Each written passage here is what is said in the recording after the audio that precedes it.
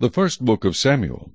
Now there was a certain man of Ramathaim Zophim, of the mountains of Ephraim, and his name was Elkanah, the son of Jeroham, the son of Elihu, the son of Tohu, the son of Zuph, an Ephraimite. And he had 2 wives. The name of one was Hannah, and the name of the other Peninnah. Peninnah had children, but Hannah had no children. This man went up from his city yearly to worship and sacrifice to the Lord of hosts in Shiloh. Also the 2 sons of Eli, Hophni and Phinehas, the priests of the Lord, were there. And whenever the time came for Elkanah to make an offering, he would give portions to Peninnah his wife, and to all her sons and daughters. But to Hannah he would give a double portion, for he loved Hannah, although the Lord had closed her womb. And her rival also provoked her severely, to make her miserable, because the Lord had closed her womb. So it was, year by year, when she went up to the house of the Lord, that she provoked her. Therefore she wept and did not eat. Then Elkanah her husband said to her, Hannah, why do you weep? Why do you not eat? And why is your heart grieved? Am I not better to you than 10 sons? So Hannah arose after they had finished eating and drinking in Shiloh. Now Eli the priest was sitting on the seat by the doorpost of the tabernacle of the Lord, and she was in bitterness of soul, and prayed to the Lord, and wept in anguish. Then she made a vow, and said, O Lord of hosts, if you will indeed look on the affliction of your maidservant, and remember me, and not forget your maidservant, but will give your maidservant a male child, then I will give him to the Lord all the days of his life, and no razor shall come upon his head. And it happened, as she continued praying before the Lord, that Eli watched her mouth. Now Hannah spoke in her heart, only her lips moved, but her voice was not heard. Therefore Eli thought she was drunk. So Eli said to her, How long will you be drunk? Put your wine away from you. But Hannah answered and said, No, my lord, I am a woman of sorrowful spirit. I have drunk neither wine nor intoxicating drink, but have poured out my soul before the Lord. Do not consider your maidservant a wicked woman, for out of the abundance of my complaint and grief I have spoken until now. Then Eli answered and said, Go in peace, and the God of Israel grant your petition, which you have asked of him. And she said, Let your maidservant find favor in your sight. So the woman went her way and ate, and her face was no longer sad. Then they rose early in the morning and worshipped before the Lord, and returned and came to their house at Ramah. And Elkanah knew Hannah his wife, and the Lord remembered her. So it came to pass in the process of time that Hannah conceived and bore a son, and called his name Samuel, saying, Because I have asked for him from the Lord. Now the man Elkanah and all his house went up to offer to the Lord the yearly sacrifice and his vow. But Hannah did not go up, for she said to her husband, Not until the child is weaned, then I will take him, that he may appear before the Lord and remain there forever. So Elkanah her husband said to her, Do what seems best to you. Wait until you have weaned him. Only let the Lord establish his word. Then the woman stayed and nursed her son until she had weaned him. Now when she had weaned him, she took him up with her, with 3 bulls, 1 ephah of flour, and a skin of wine, and brought him to the house of the Lord in Shiloh, and the child was young. Then they slaughtered a bull, and brought the child to Eli, and she said, O my Lord, as your soul lives, my Lord, I am the woman who stood by you here praying to the Lord. For this child I prayed, and the Lord has granted me my petition which I asked of him. Therefore I also have lent him to the Lord. As long as he lives he shall be lent to the Lord. So they worshipped the Lord there. Chapter 2. And Hannah prayed and said, My heart rejoices in the Lord. My horn is exalted in the Lord. I smile at my enemies, because I rejoice in your salvation. No one is holy like the Lord, for there is none besides you, nor is there any rock like our God. Talk no more so very proudly. Let no arrogance come from your mouth. For the Lord is the God of knowledge, and by him actions are weighed. The bows of the mighty men are broken, and those who stumbled are girded with strength. Those who were full have hired themselves out for bread, and the hungry have ceased to hunger. Even the barren has borne 7, and she who has many children has become feeble. The Lord kills and makes alive. He brings down to the grave and brings up. The Lord makes poor and makes rich. He brings low and lifts up. He raises the poor from the dust and lifts the beggar from the ash heap, to set them among princes and make them inherit the throne of glory. For the pillars of the earth are the Lord's, and he has set the world upon them. He will guard the feet of his saints, but the wicked shall be silent in darkness. For by strength no man shall prevail. The adversaries of the Lord shall be broken in pieces. From heaven he will thunder against them. The Lord will judge the ends of the earth. He will give strength to his king, and exalt the horn of his anointed. Then Elkanah went to his house at Ramah, but the child ministered to the Lord before Eli the priest. Now the sons of Eli were corrupt. They did not know the Lord, and the priest's custom with the people was that when any man offered a sacrifice, the priest's servant would come with a three-pronged flesh hook in his hand while the meat was boiling. Then he would thrust it into the pan, or kettle, or cauldron, or pot, and the priest would take for himself all that the flesh hook brought up. So they did in Shiloh to all the Israelites who came there. Also, before they burned the fat, the priest's servant would come and say to the man who sacrificed, "Give meat for roasting to the priest, for he will not take boiled meat from you, but raw." And if the man said to him, "They should really burn the fat first. Then you may take as much as your heart desires," he would then answer him, "No, but you must give it now, and if not, I will take it by force."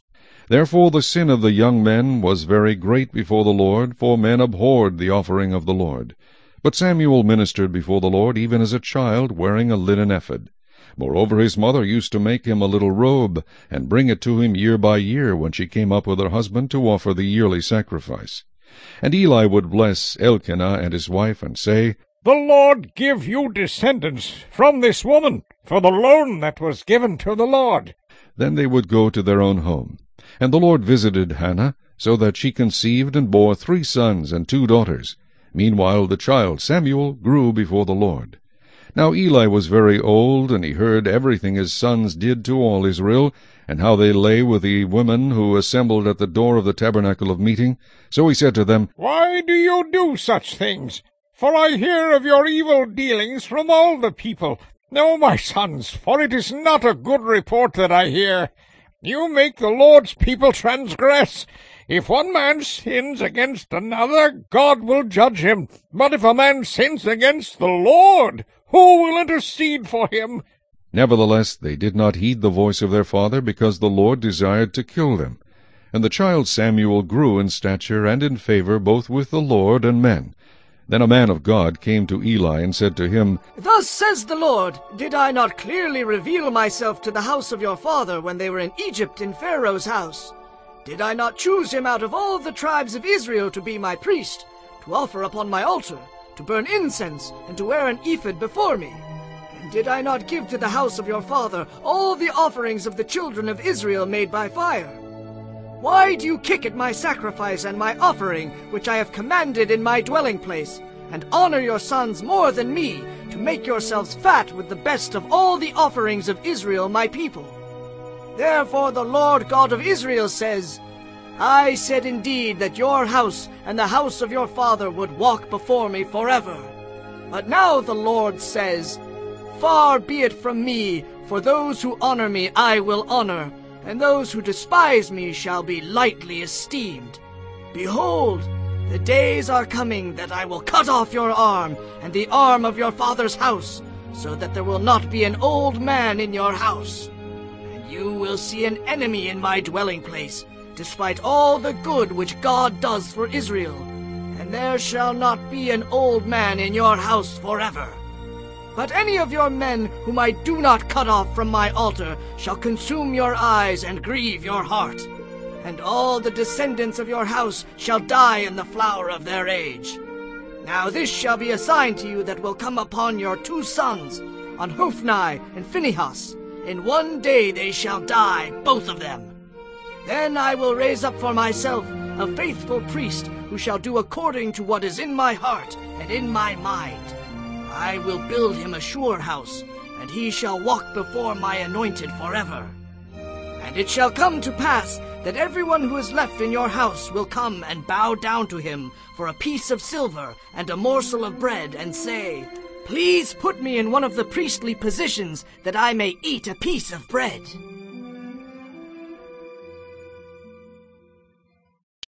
Chapter 3. Now the boy Samuel ministered to the Lord before Eli, and the word of the Lord was rare in those days. There was no widespread revelation. And it came to pass at that time, while Eli was lying down in his place, and when his eyes had begun to grow so dim that he could not see, and before the lamp of God went out in the tabernacle of the Lord, where the ark of God was, and while Samuel was lying down, that the Lord called Samuel. And he answered, Here I am. So he ran to Eli and said, Here I am, for you called me. And he said, I did not call. Lie down again. And he went and lay down. Then the Lord called yet again, Samuel. So Samuel arose and went to Eli and said, Here I am, for you called me. He answered, I did not call, my son. Lie down again. Now Samuel did not yet know the Lord, nor was the word of the Lord yet revealed to him. And the Lord called Samuel again the third time. So he arose and went to Eli and said, Here I am, for you did call me. Then Eli perceived that the Lord had called the boy. Therefore Eli said to Samuel, Go, lie down, and it shall be, if he calls you, that you must say, Speak, Lord, for your servant hears. So Samuel went and lay down in his place. Now the Lord came and stood and called as at other times, Samuel, Samuel. And Samuel answered, Speak, for your servant hears. Then the Lord said to Samuel, Behold, I will do something in Israel at which both ears of everyone who hears it will tingle. In that day I will perform against Eli all that I have spoken concerning his house, from beginning to end. For I have told him that I will judge his house forever for the iniquity which he knows. Because his sons made themselves vile, and he did not restrain them. And therefore I have sworn to the house of Eli that the iniquity of Eli's house shall not be atoned for by sacrifice or offering forever. So Samuel lay down until morning, and opened the doors of the house of the Lord. And Samuel was afraid to tell Eli the vision. Then Eli called Samuel and said, Samuel, my son. He answered, Here I am. And he said, What is the word that the Lord spoke to you? Please do not hide it from me. God do so to you, and more also, if you hide anything from me of all the things that he said to you. Then Samuel told him everything, and hid nothing from him. And he said, It is the Lord. Let him do what seems good to him. So Samuel grew, and the Lord was with him, and let none of his words fall to the ground. And all Israel from Dan to Beersheba knew that Samuel had been established as a prophet of the Lord. Then the Lord appeared again in Shiloh, for the Lord revealed himself to Samuel in Shiloh by the word of the Lord. Chapter 4. And the word of Samuel came to all Israel. Now Israel went out to battle against the Philistines, and encamped beside Ebenezer, and the Philistines encamped in Aphek. Then the Philistines put themselves in battle array against Israel. And when they joined battle, Israel was defeated by the Philistines, who killed about 4,000 men of the army in the field. And when the people had come into the camp, the elders of Israel said, Why has the Lord defeated us today before the Philistines? Let us bring the ark of the covenant of the Lord from Shiloh to us, that when it comes among us it may save us from the hand of our enemies. So the people sent to Shiloh, that they might bring from there the ark of the covenant of the Lord of hosts, who dwells between the cherubim. And the two sons of Eli, Hophni and Phinehas, were there with the ark of the covenant of God. And when the ark of the covenant of the Lord came into the camp, all Israel shouted so loudly that the earth shook. Now when the Philistines heard the noise of the shout, they said, What does the sound of this great shout in the camp of the Hebrews mean? Then they understood that the ark of the Lord had come into the camp. So the Philistines were afraid, for they said, God has come into the camp. And they said, Woe to us, for such a thing has never happened before. Woe to us! Who will deliver us from the hand of these mighty gods? These are the gods who struck the Egyptians with all the plagues in the wilderness. Be strong and conduct yourselves like men, you Philistines, that you do not become servants of the Hebrews, as they have been to you. Conduct yourselves like men and fight! So the Philistines fought, and Israel was defeated, and every man fled to his tent. There was a very great slaughter, and there fell of Israel 30,000 foot soldiers. Also the ark of God was captured, and the two sons of Eli, Hophni and Phinehas, died. Then a man of Benjamin ran from the battle line the same day, and came to Shiloh with his clothes torn and dirt on his head. Now when he came, there was Eli sitting on a seat by the wayside watching, for his heart trembled for the ark of God. And when the man came into the city and told it, all the city cried out. When Eli heard the noise of the outcry, he said, What does the sound of this tumult mean? And the man came quickly and told Eli. Eli was 98 years old, and his eyes were so dim that he could not see. Then the man said to Eli, I am he who came from the battle, and I fled today from the battle line. And he said, What happened, my son? So the messenger answered and said, Israel has fled before the Philistines, and there has been a great slaughter among the people. Also, your 2 sons, Hophni and Phinehas, are dead, and the ark of God has been captured. Then it happened, when he made mention of the ark of God, that Eli fell off the seat backward by the side of the gate, and his neck was broken, and he died, for the man was old and heavy. And he had judged Israel 40 years. Now his daughter-in-law, Phinehas's wife, was with child due to be delivered. And when she heard the news that the ark of God was captured, and that her father-in-law and her husband were dead, she bowed herself and gave birth, for her labor pains came upon her. And about the time of her death, the women who stood by her said to her, Do not fear, for you have borne a son. But she did not answer, nor did she regard it. Then she named the child Ichabod, saying, The glory has departed from Israel, because the ark of God has been captured, and because of her father-in-law and her husband. And she said, The glory has departed from Israel, for the ark of God has been captured. Chapter 5.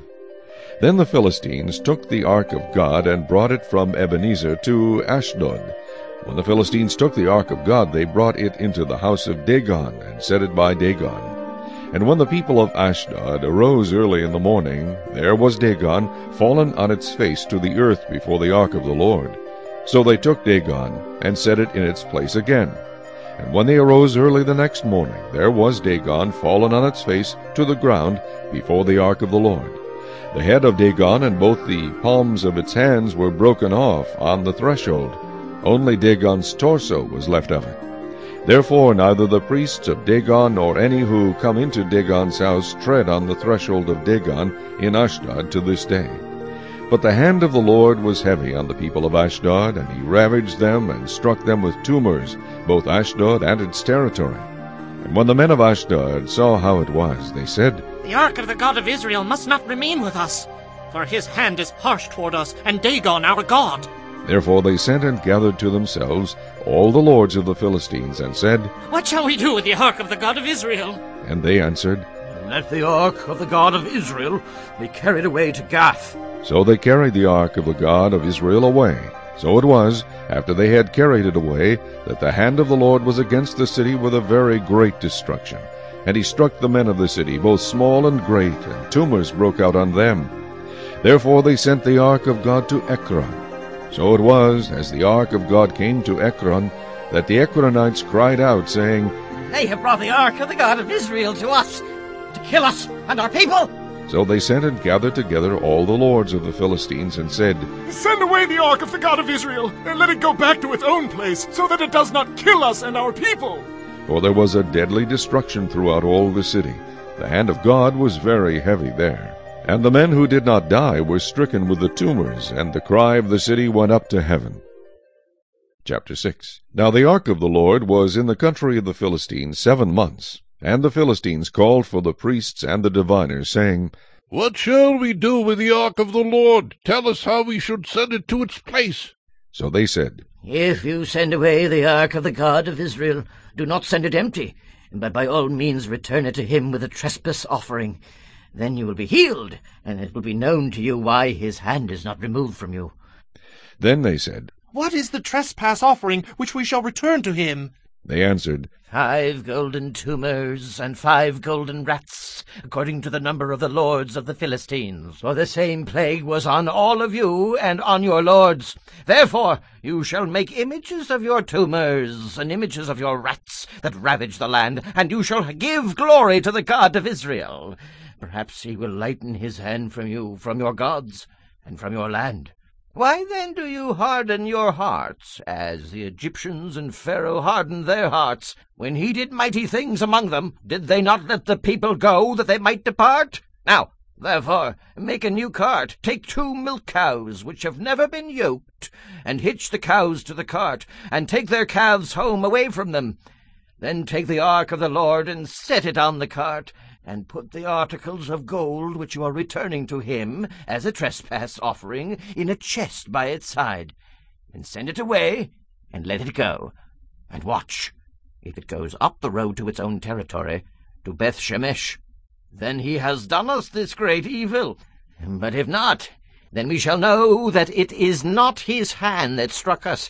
It happened to us by chance. Then the men did so. They took 2 milk cows, and hitched them to the cart, and shut up their calves at home. And they set the ark of the Lord on the cart, and the chest with the gold rats and the images of their tumors. Then the cows headed straight for the road to Beth-Shemesh, and went along the highway, lowing as they went, and did not turn aside to the right hand or the left.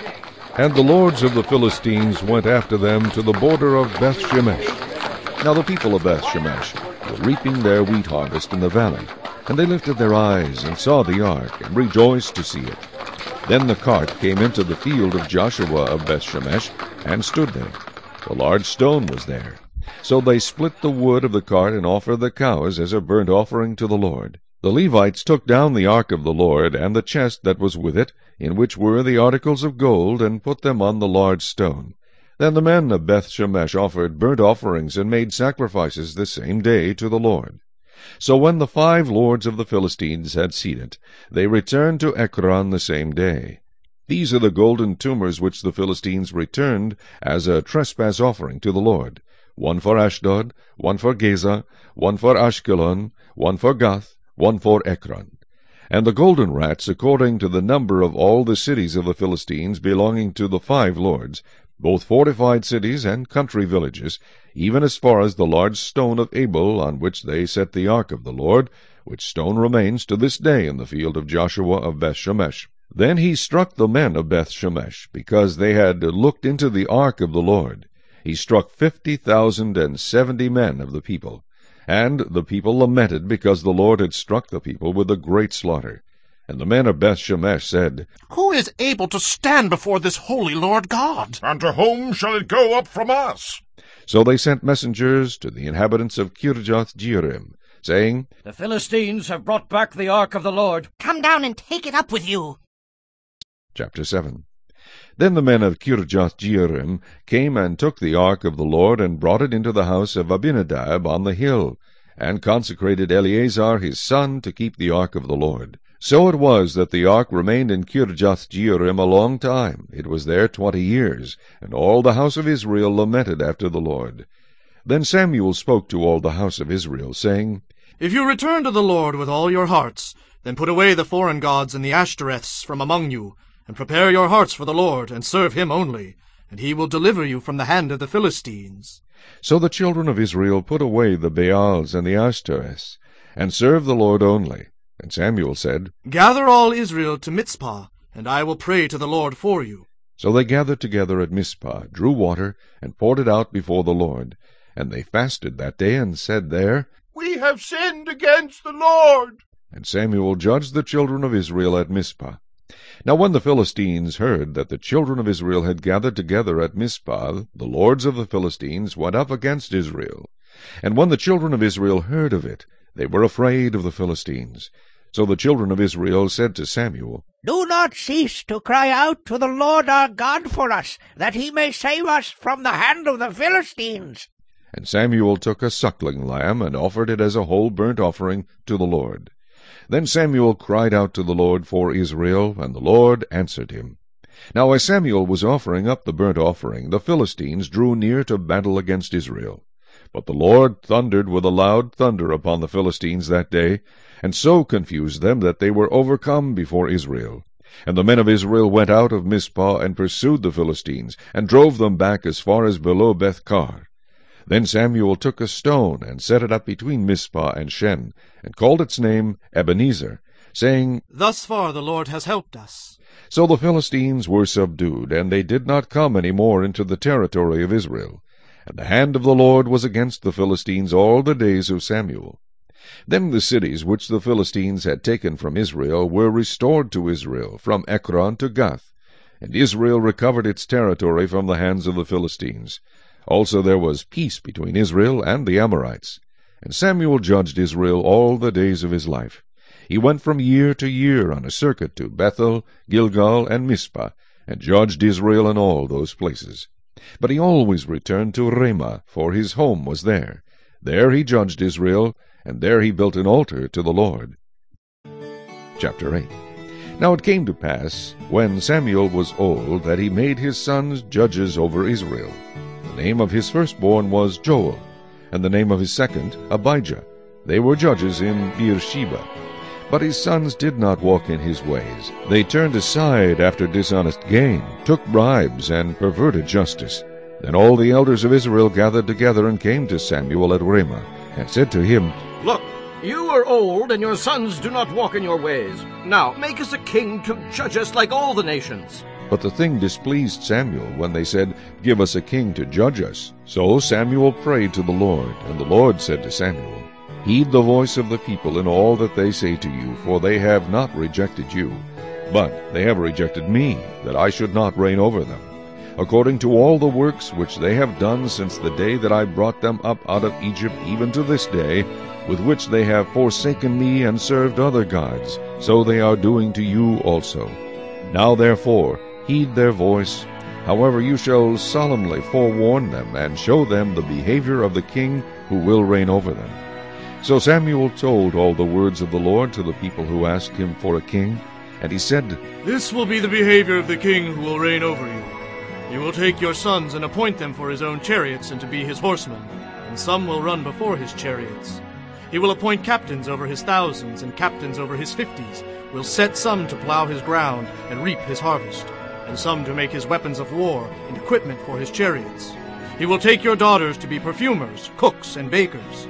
He will take the best of your fields, your vineyards, and your olive groves, and give them to his servants. He will take 1/10 of your grain and your vintage, and give it to his officers and servants. And he will take your male servants, your female servants, your finest young men, and your donkeys, and put them to his work. He will take 1/10 of your sheep, and you will be his servants. And you will cry out in that day because of your king, whom you have chosen for yourselves, and the Lord will not hear you in that day. Nevertheless, the people refused to obey the voice of Samuel, and they said, No, but we will have a king over us, that we also may be like all the nations, and that our king may judge us and go out before us and fight our battles. And Samuel heard all the words of the people, and he repeated them in the hearing of the Lord. So the Lord said to Samuel, Heed their voice, and make them a king. And Samuel said to the men of Israel, Every man go to his city. Chapter 9. There was a man of Benjamin whose name was Kish, the son of Abiel, the son of Zeror, the son of Bechorath, the son of Aphiah, a Benjamite, a mighty man of power. And he had a choice and handsome son, whose name was Saul. There was not a more handsome person than he among the children of Israel. From his shoulders upward he was taller than any of the people. Now the donkeys of Kish, Saul's father, were lost, and Kish said to his son Saul, Please, take one of the servants with you, and arise. Go and look for the donkeys. So he passed through the mountains of Ephraim, and through the land of Shalisha, but they did not find them. Then they passed through the land of Shealim, and they were not there. Then he passed through the land of the Benjamites, but they did not find them. When they had come to the land of Zuph, Saul said to his servant who was with him, Come, let us return, lest my father cease caring about the donkeys and become worried about us.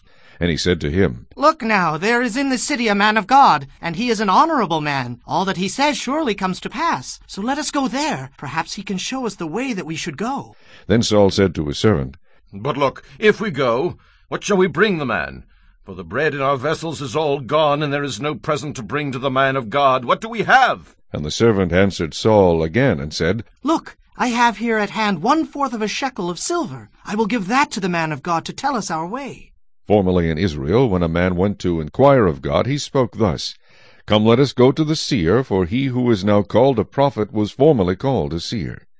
Then Saul said to his servant, Well said. Come, let us go. So they went to the city where the man of God was. As they went up the hill to the city, they met some young women going out to draw water, and said to them, Is the seer here? And they answered them and said, Yes, there he is, just ahead of you. Hurry now, for today he came to this city, because there is a sacrifice of the people today on the high place. As soon as you come into the city, you will surely find him before he goes up to the high place to eat. For the people will not eat until he comes, because he must bless the sacrifice. Afterward, those who are invited will eat. Now therefore go up, for about this time you will find him. So they went up to the city. As they were coming into the city, there was Samuel, coming out toward them on his way up to the high place.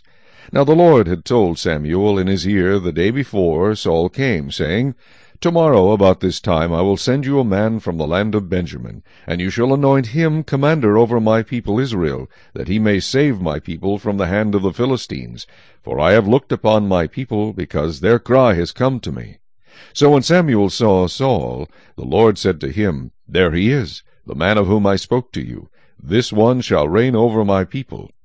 Then Saul drew near to Samuel in the gate, and said, Please tell me, where's the seer's house? Samuel answered Saul, and said, I am the seer. Go up before me to the high place, for you shall eat with me today, and tomorrow I will let you go, and will tell you all that is in your heart. But as for your donkeys that were lost 3 days ago, do not be anxious about them, for they have been found. And on whom is all the desire of Israel? Is it not on you, and on all your father's house? And Saul answered and said, Am I not a Benjamite of the smallest of the tribes of Israel, and my family the least of all the families of the tribe of Benjamin? Why then do you speak like this to me? Now Samuel took Saul and his servant, and brought them into the hall, and had them sit in the place of honor among those who were invited. There were about 30 persons. And Samuel said to the cook, Bring the portion which I gave you, of which I said to you, set it apart. So the cook took up the thigh with its upper part, and set it before Saul. And Samuel said, Here it is, what was kept back. It was set apart for you. Eat, for until this time it has been kept for you, since I said I invited the people. So Saul ate with Samuel that day. When they had come down from the high place into the city, Samuel spoke with Saul on the top of the house. They arose early, and it was about the dawning of the day that Samuel called to Saul on the top of the house, saying, Get up, that I may send you on your way. And Saul arose, and both of them went outside, he and Samuel. As they were going down to the outskirts of the city, Samuel said to Saul, Tell the servant to go on ahead of us. And he went on. But you stand here a while, that I may announce to you the word of God. Chapter 10. Then Samuel took a flask of oil, and poured it on his head, and kissed him, and said, Is it not because the Lord has anointed you commander over his inheritance? When you have departed from me today, you will find 2 men by Rachel's tomb in the territory of Benjamin at Zelzah, and they will say to you, The donkeys which you went to look for have been found. And now your father has ceased caring about the donkeys, and is worrying about you, saying, What shall I do about my son? Then you shall go on forward from there, and come to the terebinth tree of Tabor. There 3 men going up to God at Bethel will meet you, one carrying 3 young goats, another carrying 3 loaves of bread, and another carrying a skin of wine. And they will greet you, and give you 2 loaves of bread, which you shall receive from their hands. After that you shall come to the hill of God, where the Philistine garrison is. And it will happen, when you have come there to the city, that you will meet a group of prophets coming down from the high place, with a stringed instrument, a tambourine, a flute, and a harp before them, and they will be prophesying. Then the Spirit of the Lord will come upon you, and you will prophesy with them, and be turned into another man. And let it be, when these signs come to you, that you do as the occasion demands, for God is with you. You shall go down before me to Gilgal, and surely I will come down to you to offer burnt offerings, and make sacrifices of peace offerings. 7 days you shall wait, till I come to you and show you what you should do.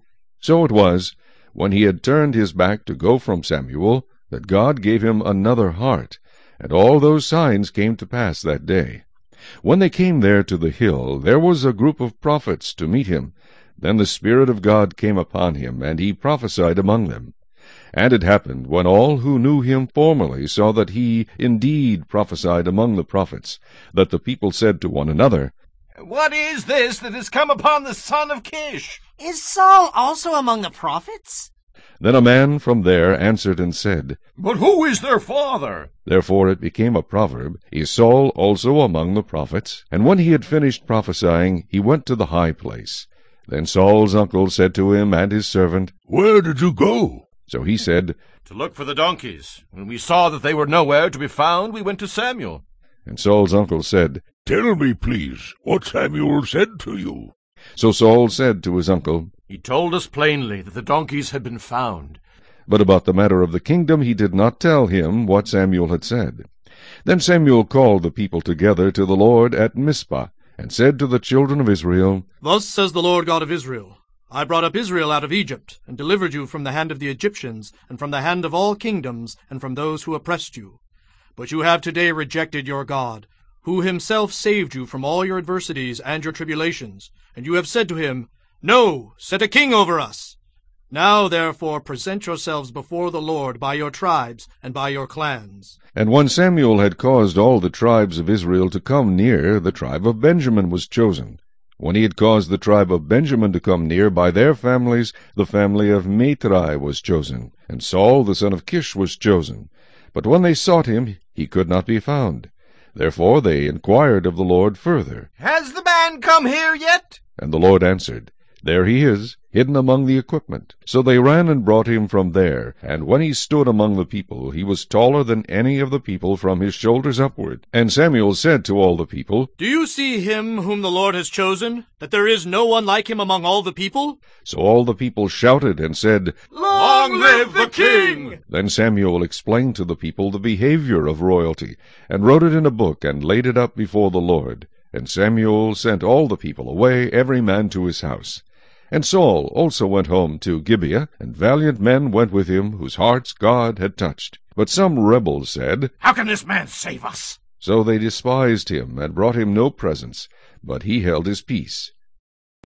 Chapter 11. Then Nahash the Ammonite came up and encamped against Jabesh-Gilead, and all the men of Jabesh said to Nahash, Make a covenant with us, and we will serve you. And Nahash the Ammonite answered them, On this condition I will make a covenant with you, that I may put out all your right eyes, and bring reproach on all Israel. Then the elders of Jabesh said to him, Hold off for 7 days, that we may send messengers to all the territory of Israel, and then, if there is no one to save us, we will come out to you. So the messengers came to Gibeah of Saul, and told the news in the hearing of the people. And all the people lifted up their voices and wept. Now there was Saul coming behind the herd from the field. And Saul said, What troubles the people that they weep? And they told him the words of the men of Jabesh. Then the Spirit of God came upon Saul when he heard this news, and his anger was greatly aroused. So he took a yoke of oxen, and cut them in pieces, and sent them throughout all the territory of Israel by the hands of messengers, saying, Whoever does not go out with Saul and Samuel to battle, so it shall be done to his oxen. And the fear of the Lord fell on the people, and they came out with one consent. When he numbered them in Bezek, the children of Israel were 300,000, and the men of Judah 30,000. And they said to the messengers who came, Thus you shall say to the men of Jabesh-Gilead, Tomorrow, by the time the sun is hot, you shall have help. Then the messengers came and reported it to the men of Jabesh, and they were glad. Therefore the men of Jabesh said, Tomorrow we will come out to you, and you may do with us whatever seems good to you. So it was on the next day that Saul put the people in 3 companies, and they came into the midst of the camp in the morning watch, and killed Ammonites until the heat of the day. And it happened that those who survived were scattered, so that no 2 of them were left together. Then the people said to Samuel, Who is he who said, Shall Saul reign over us? Bring the men, that we may put them to death. But Saul said, Not a man shall be put to death this day, for today the Lord has accomplished salvation in Israel. Then Samuel said to the people, Come, let us go to Gilgal and renew the kingdom there. So all the people went to Gilgal, and there they made Saul king before the Lord in Gilgal. There they made sacrifices of peace offerings before the Lord, and there Saul and all the men of Israel rejoiced greatly. Chapter 12. Now Samuel said to all Israel, Indeed, I have heeded your voice in all that you said to me, and have made a king over you. And now here is the king walking before you, and I am old and gray-headed, and look, my sons are with you. I have walked before you from my childhood to this day. Here I am. Witness against me before the Lord and before his anointed. Whose ox have I taken? Or whose donkey have I taken? Or whom have I cheated? Whom have I oppressed? Or from whose hand have I received any bribe with which to blind my eyes? I will restore it to you.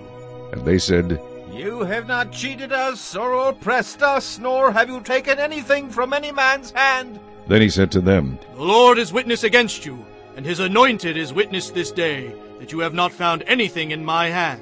And they answered, He is witness. Then Samuel said to the people, It is the Lord who raised up Moses and Aaron, and who brought your fathers up from the land of Egypt. Now, therefore, stand still, that I may reason with you before the Lord concerning all the righteous acts of the Lord, which he did to you and your fathers. When Jacob had gone into Egypt, and your fathers cried out to the Lord, then the Lord sent Moses and Aaron, who brought your fathers out of Egypt, and made them dwell in this place. And when they forgot the Lord their God, he sold them into the hand of Sisera, commander of the army of Hazor, into the hand of the Philistines, and into the hand of the king of Moab, and they fought against them. Then they cried out to the Lord and said, We have sinned, because we have forsaken the Lord, and served the Baals and Ashtoreths. But now deliver us from the hand of our enemies, and we will serve you. And the Lord sent Jerubbaal, Bedan, Jephthah, and Samuel, and delivered you out of the hand of your enemies on every side, and you dwelt in safety. And when you saw that Nahash, king of the Ammonites, came against you, you said to me, No, but a king shall reign over us, when the Lord your God was your king. Now, therefore, here is the king whom you have chosen and whom you have desired. And take note, the Lord has set a king over you. If you fear the Lord, and serve him and obey his voice, and do not rebel against the commandment of the Lord, then both you and the king who reigns over you will continue following the Lord your God. However, if you do not obey the voice of the Lord, but rebel against the commandment of the Lord, then the hand of the Lord will be against you as it was against your fathers. Now therefore, stand and see this great thing which the Lord will do before your eyes. Is today not the wheat harvest? I will call to the Lord, and he will send thunder and rain, that you may perceive and see that your wickedness is great, which you have done in the sight of the Lord, in asking a king for yourselves. So Samuel called to the Lord, and the Lord sent thunder and rain that day. And all the people greatly feared the Lord and Samuel. And all the people said to Samuel, Pray for your servants to the Lord your God, that we may not die. For we have added to all our sins the evil of asking a king for ourselves. Then Samuel said to the people, Do not fear. You have done all this wickedness, yet do not turn aside from following the Lord, but serve the Lord with all your heart, and do not turn aside. For then you would go after empty things which cannot profit or deliver, for they are nothing. For the Lord will not forsake his people, for his great name's sake, because it has pleased the Lord to make you his people. Moreover, as for me, far be it from me that I should sin against the Lord in ceasing to pray for you. But I will teach you the good and the right way. Only fear the Lord, and serve him in truth with all your heart. For consider what great things he has done for you. But if you still do wickedly, you shall be swept away, both you and your king. Chapter 13. Saul reigned 1 year, and when he had reigned 2 years over Israel, Saul chose for himself 3,000 men of Israel. 2,000 were with Saul in Michmash, and in the mountains of Bethel, and 1,000 were with Jonathan in Gibeah of Benjamin. The rest of the people he sent away, every man to his tent. And Jonathan attacked the garrison of the Philistines that was in Geba, and the Philistines heard of it. Then Saul blew the trumpet throughout all the land, saying, Let the Hebrews hear! Now all Israel heard it said that Saul had attacked the garrison of the Philistines, and that Israel had also become an abomination to the Philistines. And the people were called together to Saul at Gilgal. Then the Philistines gathered together to fight with Israel, 30,000 chariots and 6,000 horsemen, and people as the sand which is on the seashore in multitude. And they came up and encamped in Michmash, to the east of Beth-aven. When the men of Israel saw that they were in danger, for the people were distressed, then the people hid in caves, in thickets, in rocks, in holes, and in pits. And some of the Hebrews crossed over the Jordan to the land of Gad and Gilead. As for Saul, he was still in Gilgal, and all the people followed him trembling. Then he waited 7 days, according to the time set by Samuel. But Samuel did not come to Gilgal, and the people were scattered from him. So Saul said, Bring a burnt offering and peace offerings here to me. And he offered the burnt offering. Now it happened, as soon as he had finished presenting the burnt offering, that Samuel came. And Saul went out to meet him, that he might greet him. And Samuel said, What have you done? Saul said, When I saw that the people were scattered from me, and that you did not come within the days appointed, and that the Philistines gathered together at Michmash, then I said, The Philistines will now come down on me at Gilgal, and I have not made supplication to the Lord. Therefore I felt compelled and offered a burnt offering. And Samuel said to Saul, You have done foolishly. You have not kept the commandment of the Lord your God, which he commanded you. For now the Lord would have established your kingdom over Israel forever. But now your kingdom shall not continue. The Lord has sought for himself a man after his own heart, and the Lord has commanded him to be commander over his people, because you have not kept what the Lord commanded you. Then Samuel arose and went up from Gilgal to Gibeah of Benjamin. And Saul numbered the people present with him, about 600 men. Saul, Jonathan his son, and the people present with them remained in Gibeah of Benjamin, but the Philistines encamped in Michmash. Then raiders came out of the camp of the Philistines in 3 companies. One company turned onto the road to Ophrah, to the land of Shual. Another company turned to the road to Beth-horon, and another company turned to the road of the border that overlooks the valley of Zeboim, toward the wilderness. Now there was no blacksmith to be found throughout all the land of Israel, for the Philistines said, Lest the Hebrews make swords or spears. But all the Israelites would go down to the Philistines, to sharpen each man's plowshare, his mattock, his axe, and his sickle. And the charge for a sharpening was a pim for the plowshares, the mattocks, the forks, and the axes, and to set the points of the goads. So it came about on the day of battle that there was neither sword nor spear found in the hand of any of the people who were with Saul and Jonathan. But they were found with Saul and Jonathan his son. And the garrison of the Philistines went out to the pass of Michmash. Chapter 14. Now it happened one day that Jonathan the son of Saul said to the young man who bore his armor, Come, let us go over to the Philistines' garrison that is on the other side. But he did not tell his father. And Saul was sitting in the outskirts of Gibeah under a pomegranate tree which is in Migron. The people who were with him were about 600 men. Ahijah the son of Ahitub, Ichabod's brother, the son of Phinehas, the son of Eli, the Lord's priest in Shiloh, was wearing an ephod. But the people did not know that Jonathan had gone. Between the passes by which Jonathan sought to go over to the Philistines' garrison there was a sharp rock on one side, and a sharp rock on the other side. And the name of one was Bozez, and the name of the other Seneh. The front of one faced northward opposite Michmash, and the other southward opposite Gibeah. Then Jonathan said to the young man who bore his armor, Come, let us go over to the garrison of these uncircumcised. It may be that the Lord will work for us, for nothing restrains the Lord from saving by many or by few. So his armor-bearer said to him, Do all that is in your heart. Go then, here I am with you according to your heart. Then Jonathan said, Very well, let us cross over to these men, and we will show ourselves to them.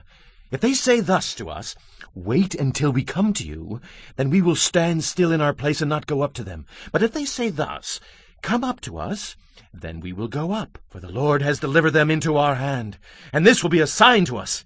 So both of them showed themselves to the garrison of the Philistines. And the Philistines said, Look, the Hebrews are coming out of the holes where they have hidden.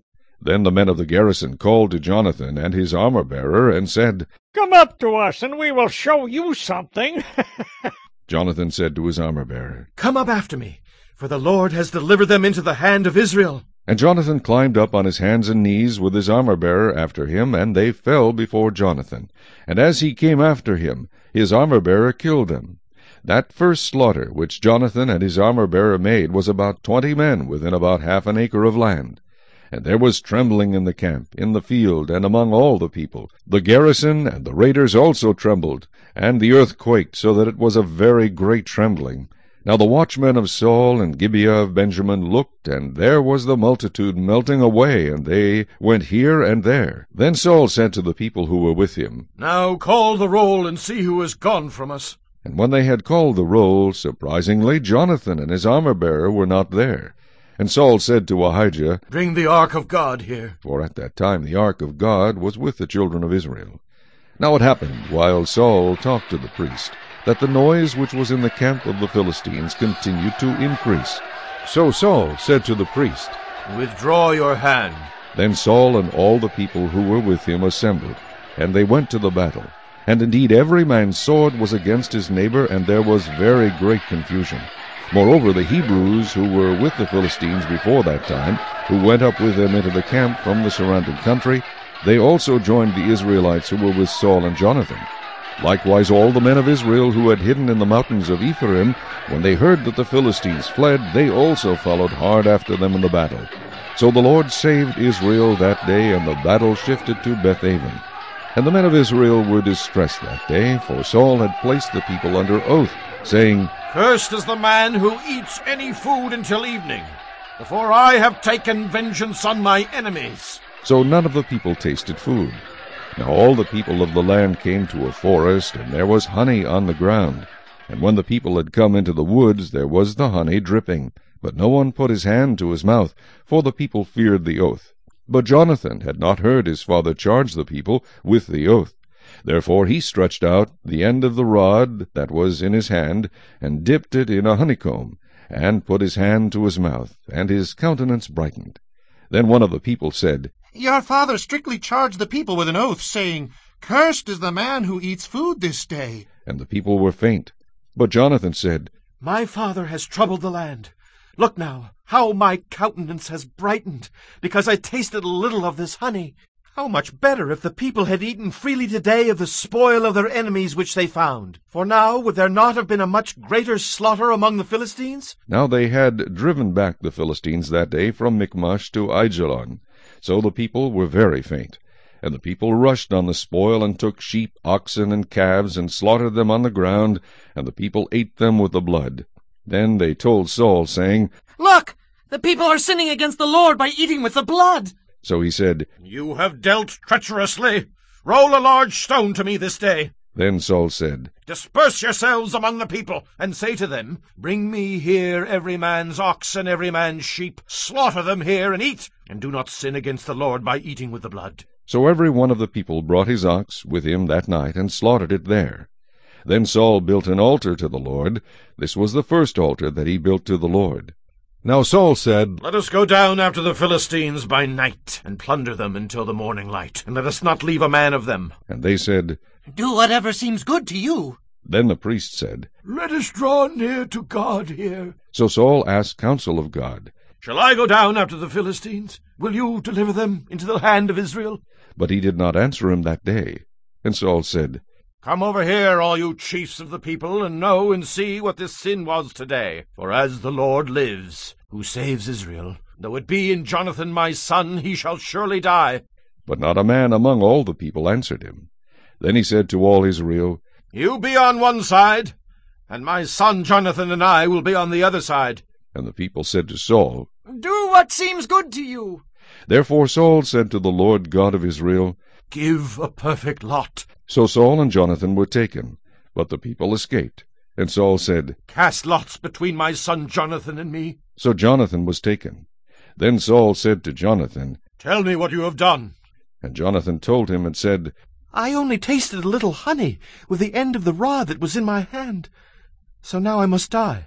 Saul answered, God do so, and more also, for you shall surely die, Jonathan. But the people said to Saul, Shall Jonathan die, who has accomplished this great deliverance in Israel? Certainly not. As the Lord lives, not one hair of his head shall fall to the ground, for he has worked with God this day. So the people rescued Jonathan, and he did not die.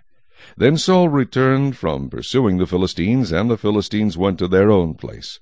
So Saul established his sovereignty over Israel, and fought against all his enemies on every side, against Moab, against the people of Ammon, against Edom, against the kings of Zobah, and against the Philistines. Wherever he turned, he harassed them. And he gathered an army and attacked the Amalekites, and delivered Israel from the hands of those who plundered them. The sons of Saul were Jonathan, Jishui, and Malchishua. And the names of his 2 daughters were these, the name of the firstborn Merab, and the name of the younger Michal. The name of Saul's wife was Ahinoam, the daughter of Ahimaaz, and the name of the commander of his army was Abner the son of Ner, Saul's uncle. Kish was the father of Saul, and Ner, the father of Abner, was the son of Abiel. Now there was fierce war with the Philistines all the days of Saul. And when Saul saw any strong man or any valiant man, he took him for himself. Chapter 15. Samuel also said to Saul, The Lord sent me to anoint you king over his people, over Israel. Now therefore heed the voice of the words of the Lord. Thus says the Lord of hosts, I will punish Amalek for what he did to Israel, how he ambushed him on the way when he came up from Egypt.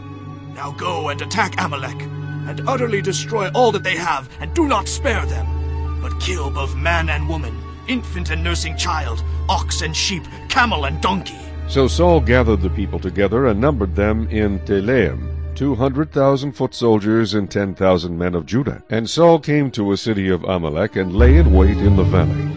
Then Saul said to the Kenites, Go, depart, get down from among the Amalekites, lest I destroy you with them. For you showed kindness to all the children of Israel when they came up out of Egypt. So the Kenites departed from among the Amalekites. And Saul attacked the Amalekites from Havilah all the way to Shur, which is east of Egypt. He also took Agag, king of the Amalekites, alive, and utterly destroyed all the people with the edge of the sword. But Saul and the people spared Agag, and the best of the sheep, the oxen, the fatlings, the lambs, and all that was good, and were unwilling to utterly destroy them, but everything despised and worthless that they utterly destroyed. Now the word of the Lord came to Samuel, saying, I greatly regret that I have set up Saul as king, for he has turned back from following me, and has not performed my commandments. And it grieved Samuel, and he cried out to the Lord all night. So when Samuel rose early in the morning to meet Saul, it was told Samuel, saying, Saul went to Carmel, and indeed he set up a monument for himself, and he has gone on around, passed by, and gone down to Gilgal. Then Samuel went to Saul, and Saul said to him, Blessed are you of the Lord. I have performed the commandment of the Lord. But Samuel said, What then is this bleating of the sheep in my ears, and the lowing of the oxen which I hear? And Saul said, They have brought them from the Amalekites, for the people spared the best of the sheep and the oxen, to sacrifice to the Lord your God, and the rest we have utterly destroyed. Then Samuel said to Saul, Be quiet, and I will tell you what the Lord said to me last night. And he said to him, Speak on. So Samuel said, When you were little in your own eyes, were you not head of the tribes of Israel? And did not the Lord anoint you king over Israel? Now the Lord sent you on a mission and said, Go and utterly destroy the sinners, the Amalekites, and fight against them until they are consumed. Why then did you not obey the voice of the Lord? Why did you swoop down on the spoil and do evil in the sight of the Lord? And Saul said to Samuel, But I have obeyed the voice of the Lord, and gone on the mission on which the Lord sent me, and brought back Agag, king of Amalek. I have utterly destroyed the Amalekites. But the people took of the plunder, sheep and oxen, the best of the things which should have been utterly destroyed, to sacrifice to the Lord your God in Gilgal. So Samuel said, Has the Lord a great delight in burnt offerings and sacrifices, as in obeying the voice of the Lord? Behold, to obey is better than sacrifice, and to heed than the fat of rams. For rebellion is as the sin of witchcraft, and stubbornness is as iniquity and idolatry. Because you have rejected the word of the Lord, he also has rejected you from being king. Then Saul said to Samuel, I have sinned, for I have transgressed the commandment of the Lord and your words, because I feared the people and obeyed their voice. Now, therefore, please pardon my sin, and return with me, that I may worship the Lord. But Samuel said to Saul, I will not return with you, for you have rejected the word of the Lord, and the Lord has rejected you from being king over Israel. And as Samuel turned around to go away, Saul seized the edge of his robe, and it tore. So Samuel said to him, The Lord has torn the kingdom of Israel from you today, and has given it to a neighbor of yours who is better than you. And also the strength of Israel will not lie nor relent, for he is not a man that he should relent. Then he said, I have sinned. Yet honor me now, please, before the elders of my people, and before Israel, and return with me, that I may worship the Lord your God. So Samuel turned back after Saul, and Saul worshipped the Lord. Then Samuel said, Bring Agag, king of the Amalekites, here to me. So Agag came to him cautiously, and Agag said, Surely the bitterness of death is past. But Samuel said, As your sword has made women childless, so shall your mother be childless among women. And Samuel hacked Agag in pieces before the Lord in Gilgal. Then Samuel went to Ramah, and Saul went up to his house at Gibeah of Saul. And Samuel went no more to see Saul until the day of his death. Nevertheless Samuel mourned for Saul, and the Lord regretted that he had made Saul king over Israel. Chapter 16. Now the Lord said to Samuel, How long will you mourn for Saul, seeing I have rejected him from reigning over Israel? Fill your horn with oil, and go. I am sending you to Jesse the Bethlehemite, for I have provided myself a king among his sons. And Samuel said, How can I go? If Saul hears it, he will kill me. But the Lord said, Take a heifer with you, and say, I have come to sacrifice to the Lord. Then invite Jesse to the sacrifice, and I will show you what you shall do. You shall anoint for me the one I name to you. So Samuel did what the Lord said, and went to Bethlehem. And the elders of the town trembled at his coming, and said, Do you come peaceably? And he said, Peaceably. I have come to sacrifice to the Lord. Sanctify yourselves, and come with me to the sacrifice. Then he consecrated Jesse and his sons, and invited them to the sacrifice. So it was, when they came, that he looked at Eliab, and said, Surely the Lord's anointed is before him. But the Lord said to Samuel, Do not look at his appearance or at his physical stature, because I have refused him. For the Lord does not see as man sees. For man looks at the outward appearance, but the Lord looks at the heart. So Jesse called Abinadab, and made him pass before Samuel. And he said, Neither has the Lord chosen this one. Then Jesse made Shammah pass by, and he said, Neither has the Lord chosen this one. Thus Jesse made 7 of his sons pass before Samuel. And Samuel said to Jesse, The Lord has not chosen these. And Samuel said to Jesse, Are all the young men here? Then he said, There remains yet the youngest, and there he is, keeping the sheep. And Samuel said to Jesse, Send and bring him, for we will not sit down till he comes here. So he sent and brought him in. Now he was ruddy, with bright eyes, and good-looking. And the Lord said, Arise, anoint him, for this is the one. Then Samuel took the horn of oil, and anointed him in the midst of his brothers. And the Spirit of the Lord came upon David from that day forward. So Samuel arose and went to Ramah. But the Spirit of the Lord departed from Saul, and a distressing spirit from the Lord troubled him. And Saul's servants said to him, Surely a distressing spirit from God is troubling you. Let our master now command your servants, who are before you, to seek out a man who is a skilful player on the harp, and it shall be that he will play it with his hand when the distressing spirit from God is upon you, and you shall be well. So Saul said to his servants, Provide me now a man who can play well, and bring him to me. Then one of the servants answered and said, Look, I have seen a son of Jesse the Bethlehemite, who is skillful in playing, a mighty man of valor, a man of war, prudent in speech, and a handsome person, and the Lord is with him. Therefore Saul sent messengers to Jesse, and said, Send me your son David, who is with the sheep. And Jesse took a donkey loaded with bread, a skin of wine, and a young goat, and sent them by his son David to Saul. So David came to Saul, and stood before him, and he loved him greatly, and he became his armor-bearer. Then Saul sent to Jesse, saying, Please let David stand before me, for he has found favor in my sight. And so it was, whenever the Spirit from God was upon Saul, that David would take a harp and play it with his hand. Then Saul would become refreshed and well, and the distressing spirit would depart from him. Chapter 17. Now the Philistines gathered their armies together to battle, and were gathered at Socho, which belongs to Judah. They encamped between Socho and Azekah, in Ephes Dammim. And Saul and the men of Israel were gathered together, and they encamped in the valley of Elah, and drew up in battle array against the Philistines. The Philistines stood on a mountain on one side, and Israel stood on a mountain on the other side, with a valley between them. And a champion went out from the camp of the Philistines, named Goliath, from Gath, whose height was 6 cubits and a span. He had a bronze helmet on his head, and he was armed with a coat of mail, and the weight of the coat was 5,000 shekels of bronze. And he had bronze armor on his legs, and a bronze javelin between his shoulders. Now the staff of his spear was like a weaver's beam, and his iron spearhead weighed 600 shekels.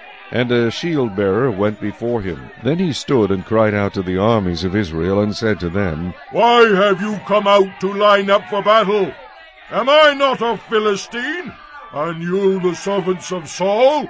Choose a man for yourselves, and let him come down to me. If he is able to fight with me and kill me, then we will be your servants. But if I prevail against him and kill him, then you shall be our servants and serve us. And the Philistine said, I defy the armies of Israel this day.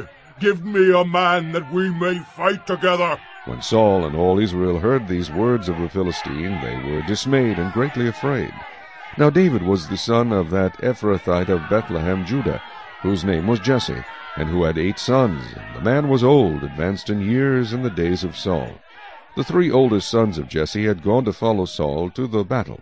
The names of his 3 sons, who went to the battle, were Eliab the firstborn, next to him Abinadab, and the third Shammah. David was the youngest, and the 3 oldest followed Saul. But David occasionally went and returned from Saul to feed his father's sheep at Bethlehem. And the Philistine drew near, and presented himself 40 days, morning and evening. Then Jesse said to his son David, Take now for your brothers an ephah of this dried grain, and these 10 loaves, and run to your brothers at the camp, and carry these 10 cheeses to the captain of their 1,000, and see how your brothers fare, and bring back news of them. Now Saul and they and all the men of Israel were in the valley of Elah, fighting with the Philistines. So David rose early in the morning, left the sheep with the keeper, and took the things and went as Jesse had commanded him. And he came to the camp as the army was going out to the fight and shouting for the battle. For Israel and the Philistines had drawn up in battle array, army against army. And David left his supplies in the hand of the supply keeper, ran to the army, and came and greeted his brothers. Then as he talked with them, there was the champion, the Philistine of Gath, Goliath by name, coming up from the armies of the Philistines, and he spoke according to the same words. So David heard them. And all the men of Israel, when they saw the man, fled from him, and were dreadfully afraid. So the men of Israel said, Have you seen this man who has come up? Surely he has come up to defy Israel. And it shall be that the man who kills him, the king will enrich with great riches, will give him his daughter, and give his father's house exemption from taxes in Israel. Then David spoke to the men who stood by him, saying, What shall be done for the man who kills this Philistine, and takes away the reproach from Israel? For who is this uncircumcised Philistine, that he should defy the armies of the living God? And the people answered him in this manner, saying, So shall it be done for the man who kills him. Now Eliab, his oldest brother, heard when he spoke to the men. And Eliab's anger was aroused against David, and he said, Why did you come down here? And with whom have you left those few sheep in the wilderness? I know your pride and the insolence of your heart, for you have come down to see the battle. And David said, What have I done now? Is there not a cause? Then he turned from him toward another, and said the same thing. And these people answered him as the first ones did. Now when the words which David spoke were heard, they reported them to Saul, and he sent for him. Then David said to Saul, Let no man's heart fail because of him. Your servant will go and fight with this Philistine. And Saul said to David, You are not able to go against this Philistine to fight with him, for you are a youth, and he a man of war from his youth. But David said to Saul, Your servant used to keep his father's sheep, and when a lion or a bear came and took a lamb out of the flock, I went out after it and struck it, and delivered the lamb from its mouth. And when it arose against me, I caught it by its beard, and struck and killed it. Your servant has killed both lion and bear, and this uncircumcised Philistine will be like one of them, seeing he has defied the armies of the living God. Moreover, David said, The Lord, who delivered me from the paw of the lion and from the paw of the bear, he will deliver me from the hand of this Philistine. And Saul said to David, Go, and the Lord be with you. So Saul clothed David with his armor, and he put a bronze helmet on his head. He also clothed him with a coat of mail. David fastened his sword to his armor and tried to walk, for he had not tested them.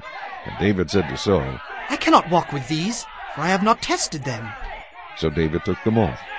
Then he took his staff in his hand, and he chose for himself 5 smooth stones from the brook, and put them in a shepherd's bag, in a pouch which he had, and his sling was in his hand, and he drew near to the Philistine. So the Philistine came and began drawing near to David, and the man who bore the shield went before him. And when the Philistine looked about and saw David, he disdained him, for he was only a youth, ruddy and good-looking. So the Philistine said to David, Am I a dog that you come to me with sticks? And the Philistine cursed David by his gods. And the Philistine said to David, Come to me, and I will give your flesh to the birds of the air and the beasts of the field. Then David said to the Philistine, You come to me with a sword, with a spear, and with a javelin. But I come to you in the name of the Lord of hosts, the God of the armies of Israel, whom you have defied. This day the Lord will deliver you into my hand, and I will strike you and take your head from you. And this day I will give the carcasses of the camp of the Philistines to the birds of the air and the wild beasts of the earth, that all the earth may know that there is a God in Israel. Then all this assembly shall know that the Lord does not save with sword and spear, for the battle is the Lord's, and he will give you into our hands. So it was, when the Philistine arose and came and drew near to meet David, that David hurried and ran toward the army to meet the Philistine. Then David put his hand in his bag and took out a stone, and he slung it and struck the Philistine in his forehead, so that the stone sank into his forehead, and he fell on his face to the earth. So David prevailed over the Philistine with a sling and a stone, and struck the Philistine and killed him. But there was no sword in the hand of David. Therefore David ran and stood over the Philistine, took his sword and drew it out of its sheath, and killed him, and cut off his head with it. And when the Philistines saw that their champion was dead, they fled. Now the men of Israel and Judah arose and shouted, and pursued the Philistines as far as the entrance of the valley, and to the gates of Ekron. And the wounded of the Philistines fell along the road to Shearaim, even as far as Gath and Ekron. Then the children of Israel returned from chasing the Philistines, and they plundered their tents. And David took the head of the Philistine, and brought it to Jerusalem, but he put his armor in his tent. When Saul saw David going out against the Philistine, he said to Abner, the commander of the army, Abner, whose son is this youth? And Abner said, As your soul lives, O king, I do not know. So the king said, Inquire whose son this young man is. Then as David returned from the slaughter of the Philistine, Abner took him and brought him before Saul with the head of the Philistine in his hand. And Saul said to him, Whose son are you, young man? So David answered, I am the son of your servant Jesse, the Bethlehemite. Chapter 18. Now when he had finished speaking to Saul, the soul of Jonathan was knit to the soul of David, and Jonathan loved him as his own soul. Saul took him that day, and would not let him go home to his father's house any more. Then Jonathan and David made a covenant, because he loved him as his own soul. And Jonathan took off the robe that was on him, and gave it to David with his armor, even to his sword, and his bow, and his belt. So David went out wherever Saul sent him, and behaved wisely. And Saul sent him over the men of war, and he was accepted in the sight of all the people, and also in the sight of Saul's servants. Now it had happened, as they were coming home when David was returning from the slaughter of the Philistine, that the women had come out of all the cities of Israel, singing and dancing, to meet King Saul, with tambourines, with joy, and with musical instruments. So the women sang as they danced, and said, Saul has slain his thousands, and David his 10,000s. Then Saul was very angry, and the saying displeased him, and he said, They have ascribed to David 10,000s, and to me they have ascribed only thousands. Now what more can he have but the kingdom? So Saul eyed David from that day forward. And it happened on the next day that the distressing spirit from God came upon Saul, and he prophesied inside the house. So David played music with his hand, as at other times. But there was a spear in Saul's hand. And Saul cast the spear, for he said, I will pin David to the wall. But David escaped his presence twice. Now Saul was afraid of David, because the Lord was with him, but had departed from Saul. Therefore Saul removed him from his presence, and made him his captain over 1,000. And he went out and came in before the people. And David behaved wisely in all his ways, and the Lord was with him. Therefore when Saul saw that he behaved very wisely, he was afraid of him. But all Israel and Judah loved David, because he went out and came in before them. Then Saul said to David, Here is my older daughter Merab. I will give her to you as a wife. Only be valiant for me, and fight the Lord's battles. For Saul thought, Let my hand not be against him, but let the hand of the Philistines be against him. So David said to Saul, Who am I, and what is my life for my father's family in Israel, that I should be son-in-law to the king? But it happened at the time when Merab, Saul's daughter, should have been given to David, that she was given to Adriel the Maholathite as a wife. Now Michal, Saul's daughter, loved David, and they told Saul, and the thing pleased him. So Saul said, I will give her to him, that she may be a snare to him, and that the hand of the Philistines may be against him. Therefore Saul said to David a second time, You shall be my son-in-law today. And Saul commanded his servants, Communicate with David secretly, and say, Look, the king has delight in you, and all his servants love you. Now, therefore, become the king's son-in-law. So Saul's servants spoke those words in the hearing of David, and David said, Does it seem to you a light thing to be a king's son-in-law, seeing I am a poor and lightly esteemed man? And the servants of Saul told him, saying, In this manner David spoke. Then Saul said, Thus you shall say to David, The king does not desire any dowry, but 100 foreskins of the Philistines, to take vengeance on the king's enemies. But Saul thought to make David fall by the hand of the Philistines. So when his servants told David these words, it pleased David well to become the king's son-in-law. Now the days had not expired. Therefore David arose and went, he and his men, and killed 200 men of the Philistines. And David brought their foreskins, and they gave them in full count to the king, that he might become the king's son-in-law. Then Saul gave him Michal his daughter as a wife. Thus Saul saw and knew that the Lord was with David, and that Michal Saul's daughter loved him. And Saul was still more afraid of David. So Saul became David's enemy continually. Then the princes of the Philistines went out to war, and so it was, whenever they went out, that David behaved more wisely than all the servants of Saul, so that his name became highly esteemed. Chapter 19. Now Saul spoke to Jonathan his son, and to all his servants, that they should kill David. But Jonathan, Saul's son, delighted greatly in David. So Jonathan told David, saying, My father Saul seeks to kill you. Therefore, please, be on your guard until morning, and stay in a secret place and hide. And I will go out and stand beside my father in the field where you are, and I will speak with my father about you. Then what I observe I will tell you.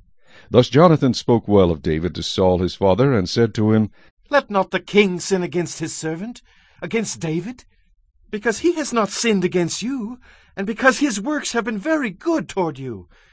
For he took his life in his hands and killed the Philistine, and the Lord brought about a great deliverance for all Israel. You saw it and rejoiced. Why then will you sin against innocent blood, to kill David without a cause? So Saul heeded the voice of Jonathan, and Saul swore, As the Lord lives, he shall not be killed. Then Jonathan called David, and Jonathan told him all these things. So Jonathan brought David to Saul, and he was in his presence as in times past. And there was war again, and David went out and fought with the Philistines, and struck them with a mighty blow, and they fled from him. Now the distressing spirit from the Lord came upon Saul as he sat in his house with his spear in his hand, and David was playing music with his hand. Then Saul sought to pin David to the wall with the spear, but he slipped away from Saul's presence, and he drove the spear into the wall. So David fled and escaped that night. Saul also sent messengers to David's house to watch him, and to kill him in the morning. And Michal, David's wife, told him, saying, If you do not save your life tonight, tomorrow you will be killed. So Michal let David down through a window, and he went and fled and escaped. And Michal took an image and laid it in the bed, put a cover of goat's hair for his head, and covered it with clothes. So when Saul sent messengers to take David, she said, He is sick. Then Saul sent the messengers back to see David, saying, Bring him up to me in the bed, that I may kill him. And when the messengers had come in, there was the image in the bed with a cover of goat's hair for his head. Then Saul said to Michal, Why have you deceived me like this, and sent my enemy away, so that he has escaped?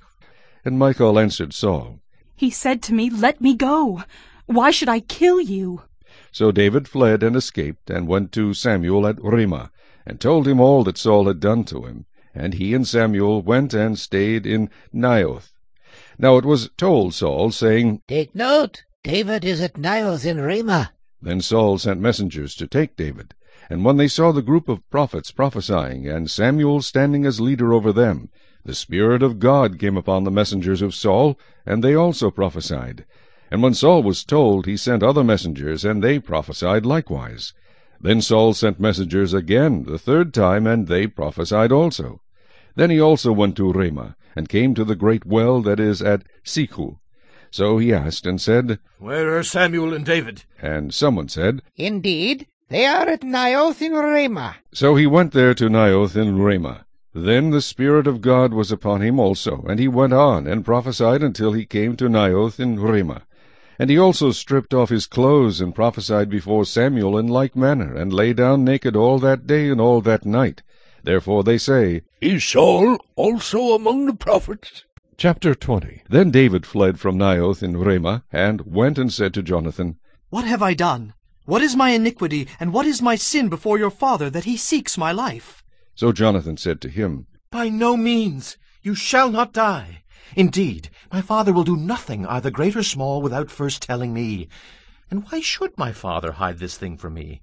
It is not so. Then David took an oath again, and said, Your father certainly knows that I have found favor in your eyes, and he has said, Do not let Jonathan know this, lest he be grieved. But truly, as the Lord lives, and as your soul lives, there is but a step between me and death. So Jonathan said to David, Whatever you yourself desire, I will do it for you. And David said to Jonathan, Indeed, tomorrow is the new moon, and I should not fail to sit with the king to eat. But let me go, that I may hide in the field until the third day at evening. If your father misses me at all, then say, David earnestly asked permission of me that he might run over to Bethlehem, his city, for there is a yearly sacrifice there for all the family. If he says thus, It is well, your servant will be safe. But if he is very angry, be sure that evil is determined by him. Therefore you shall deal kindly with your servant, for you have brought your servant into a covenant of the Lord with you. Nevertheless, if there is iniquity in me, kill me yourself. For why should you bring me to your father? But Jonathan said, Far be it from you. For if I knew certainly that evil was determined by my father to come upon you, then would I not tell you? Then David said to Jonathan, Who will tell me? Or what if your father answers you roughly? And Jonathan said to David, Come, let us go out into the field. So both of them went out into the field. Then Jonathan said to David, The Lord God of Israel is witness, when I have sounded out my father sometime tomorrow, or the third day, and indeed there is good toward David, and I do not send to you and tell you, May the Lord do so, and much more to Jonathan. But if it pleases my father to do you evil, then I will report it to you and send you away, that you may go in safety, and the Lord be with you, as he has been with my father. And you shall not only show me the kindness of the Lord while I still live, that I may not die, but you shall not cut off your kindness from my house forever. No, not when the Lord has cut off every one of the enemies of David from the face of the earth. So Jonathan made a covenant with the house of David, saying, Let the Lord require it at the hand of David's enemies. Now Jonathan again caused David to vow, because he loved him, for he loved him as he loved his own soul. Then Jonathan said to David, Tomorrow is the new moon, and you will be missed, because your seat will be empty. And when you have stayed 3 days, go down quickly and come to the place where you hid on the day of the deed, and remain by the stone Ezel. Then I will shoot 3 arrows to the side, as though I shot at a target, and there I will send a lad, saying, Go find the arrows. If I expressly say to the lad, Look, the arrows are on this side of you, get them and come, then, as the Lord lives, there is safety for you and no harm. But if I say thus to the young man, Look, the arrows are beyond you, go your way, for the Lord has sent you away. And as for the matter which you and I have spoken of, indeed, the Lord be between you and me forever. Then David hid in the field. And when the new moon had come, the king sat down to eat the feast. Now the king sat on his seat, as at other times, on a seat by the wall. And Jonathan arose, and Abner sat by Saul's side, but David's place was empty. Nevertheless, Saul did not say anything that day, for he thought, Something has happened to him.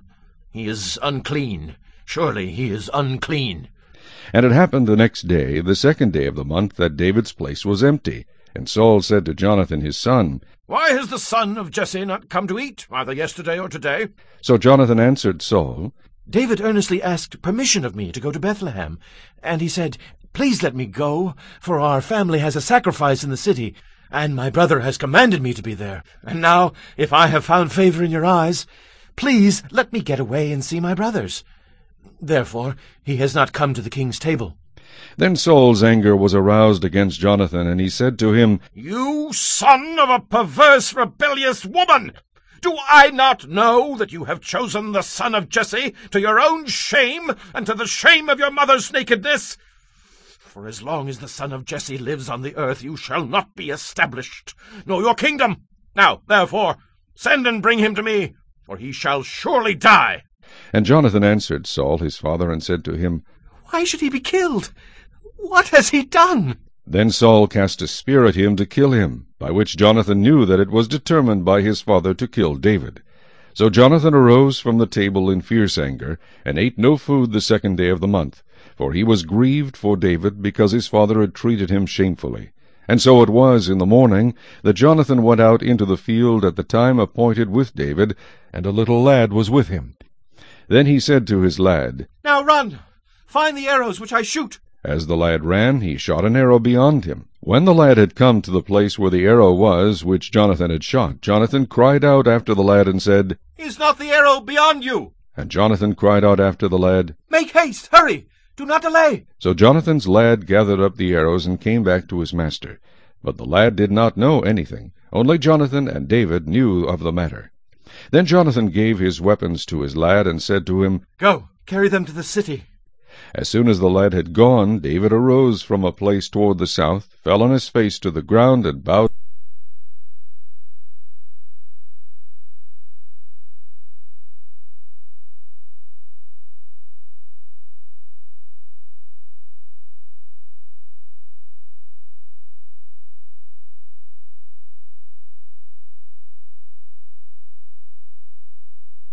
Chapter 21. Now David came to Nob, to Ahimelech the priest. And Ahimelech was afraid when he met David, and said to him, Why are you alone, and no one is with you? So David said to Ahimelech the priest, The king has ordered me on some business, and said to me, Do not let anyone know anything about the business on which I send you, or what I have commanded you. And I have directed my young men to such and such a place. Now therefore, what have you on hand? Give me 5 loaves of bread in my hand, or whatever can be found. And the priest answered David, and said, There is no common bread on hand, but there is holy bread, if the young men have at least kept themselves from women. Then David answered the priest, and said to him, Truly women have been kept from us about 3 days since I came out, and the vessels of the young men are holy, and the bread is in effect common, even though it was consecrated in the vessel this day. So the priest gave him holy bread, for there was no bread there but the showbread which had been taken from before the Lord, in order to put hot bread in its place on the day when it was taken away. Now a certain man of the servants of Saul was there that day, detained before the Lord, and his name was Doeg, an Edomite, the chief of the herdsmen who belonged to Saul. And David said to Ahimelech, Is there not here on hand a spear or a sword? For I have brought neither my sword nor my weapons with me, because the king's business required haste. So the priest said, The sword of Goliath the Philistine, whom you killed in the valley of Elah, there it is, wrapped in a cloth behind the ephod. If you will take that, take it, for there is no other except that one here. And David said, There is none like it. Give it to me. Then David arose and fled that day from before Saul, and went to Achish the king of Gath. And the servants of Achish said to him, Is this not David the king of the land? Did they not sing of him to one another in dances, saying, Saul has slain his thousands, and David his 10,000s? Now David took these words to heart, and was very much afraid of Achish the king of Gath.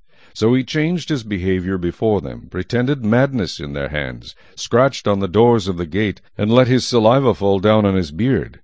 Then Achish said to his servants, Look, you see the man is insane. Why have you brought him to me? Have I need of madmen, that you have brought this fellow to play the madman in my presence? Shall this fellow come into my house? Chapter 22. David therefore departed from there, and escaped to the cave of Adullam. So when his brothers and all his father's house heard it, they went down there to him. And everyone who was in distress, everyone who was in debt, and everyone who was discontented gathered to him.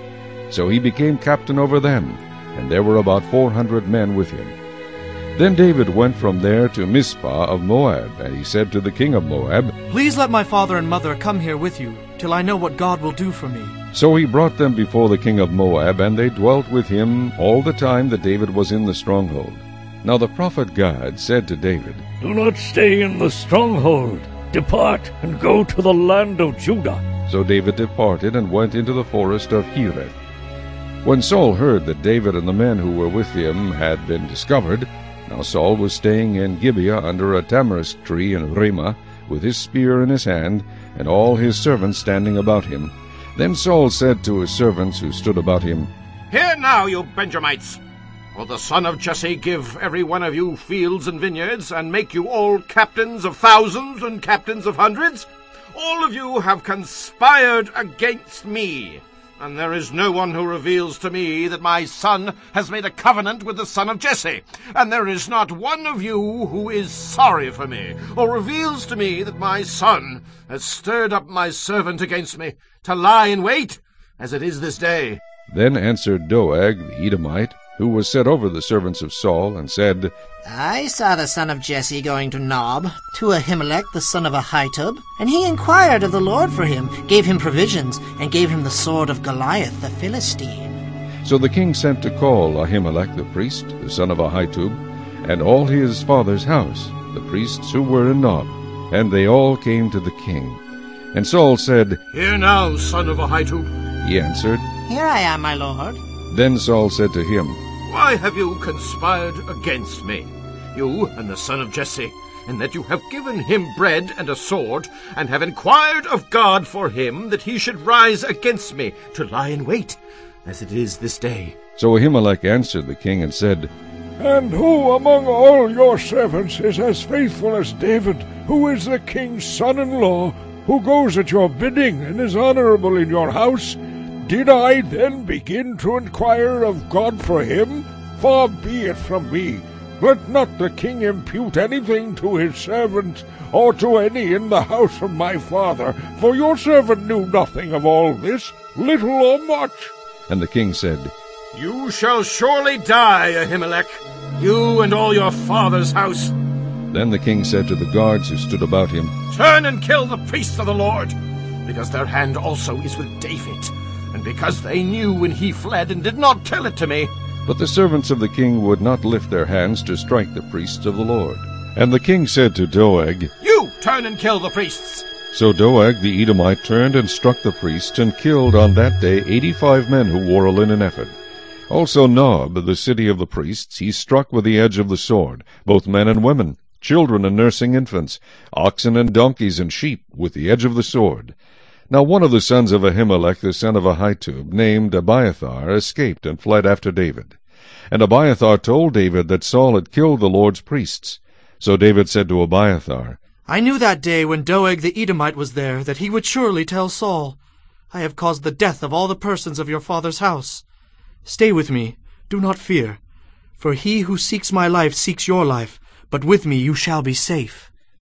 Chapter 23. Then they told David, saying, Look, the Philistines are fighting against Keilah, and they are robbing the threshing floors. Therefore David inquired of the Lord, saying, Shall I go and attack these Philistines? And the Lord said to David, Go and attack the Philistines, and save Keilah. But David's men said to him, Look, we are afraid here in Judah. How much more, then, if we go to Keilah against the armies of the Philistines? Then David inquired of the Lord once again, and the Lord answered him and said, Arise, go down to Keilah, for I will deliver the Philistines into your hand. And David and his men went to Keilah and fought with the Philistines, struck them with a mighty blow, and took away their livestock. So David saved the inhabitants of Keilah. Now it happened when Abiathar the son of Ahimelech fled to David at Keilah, that he went down with an ephod in his hand.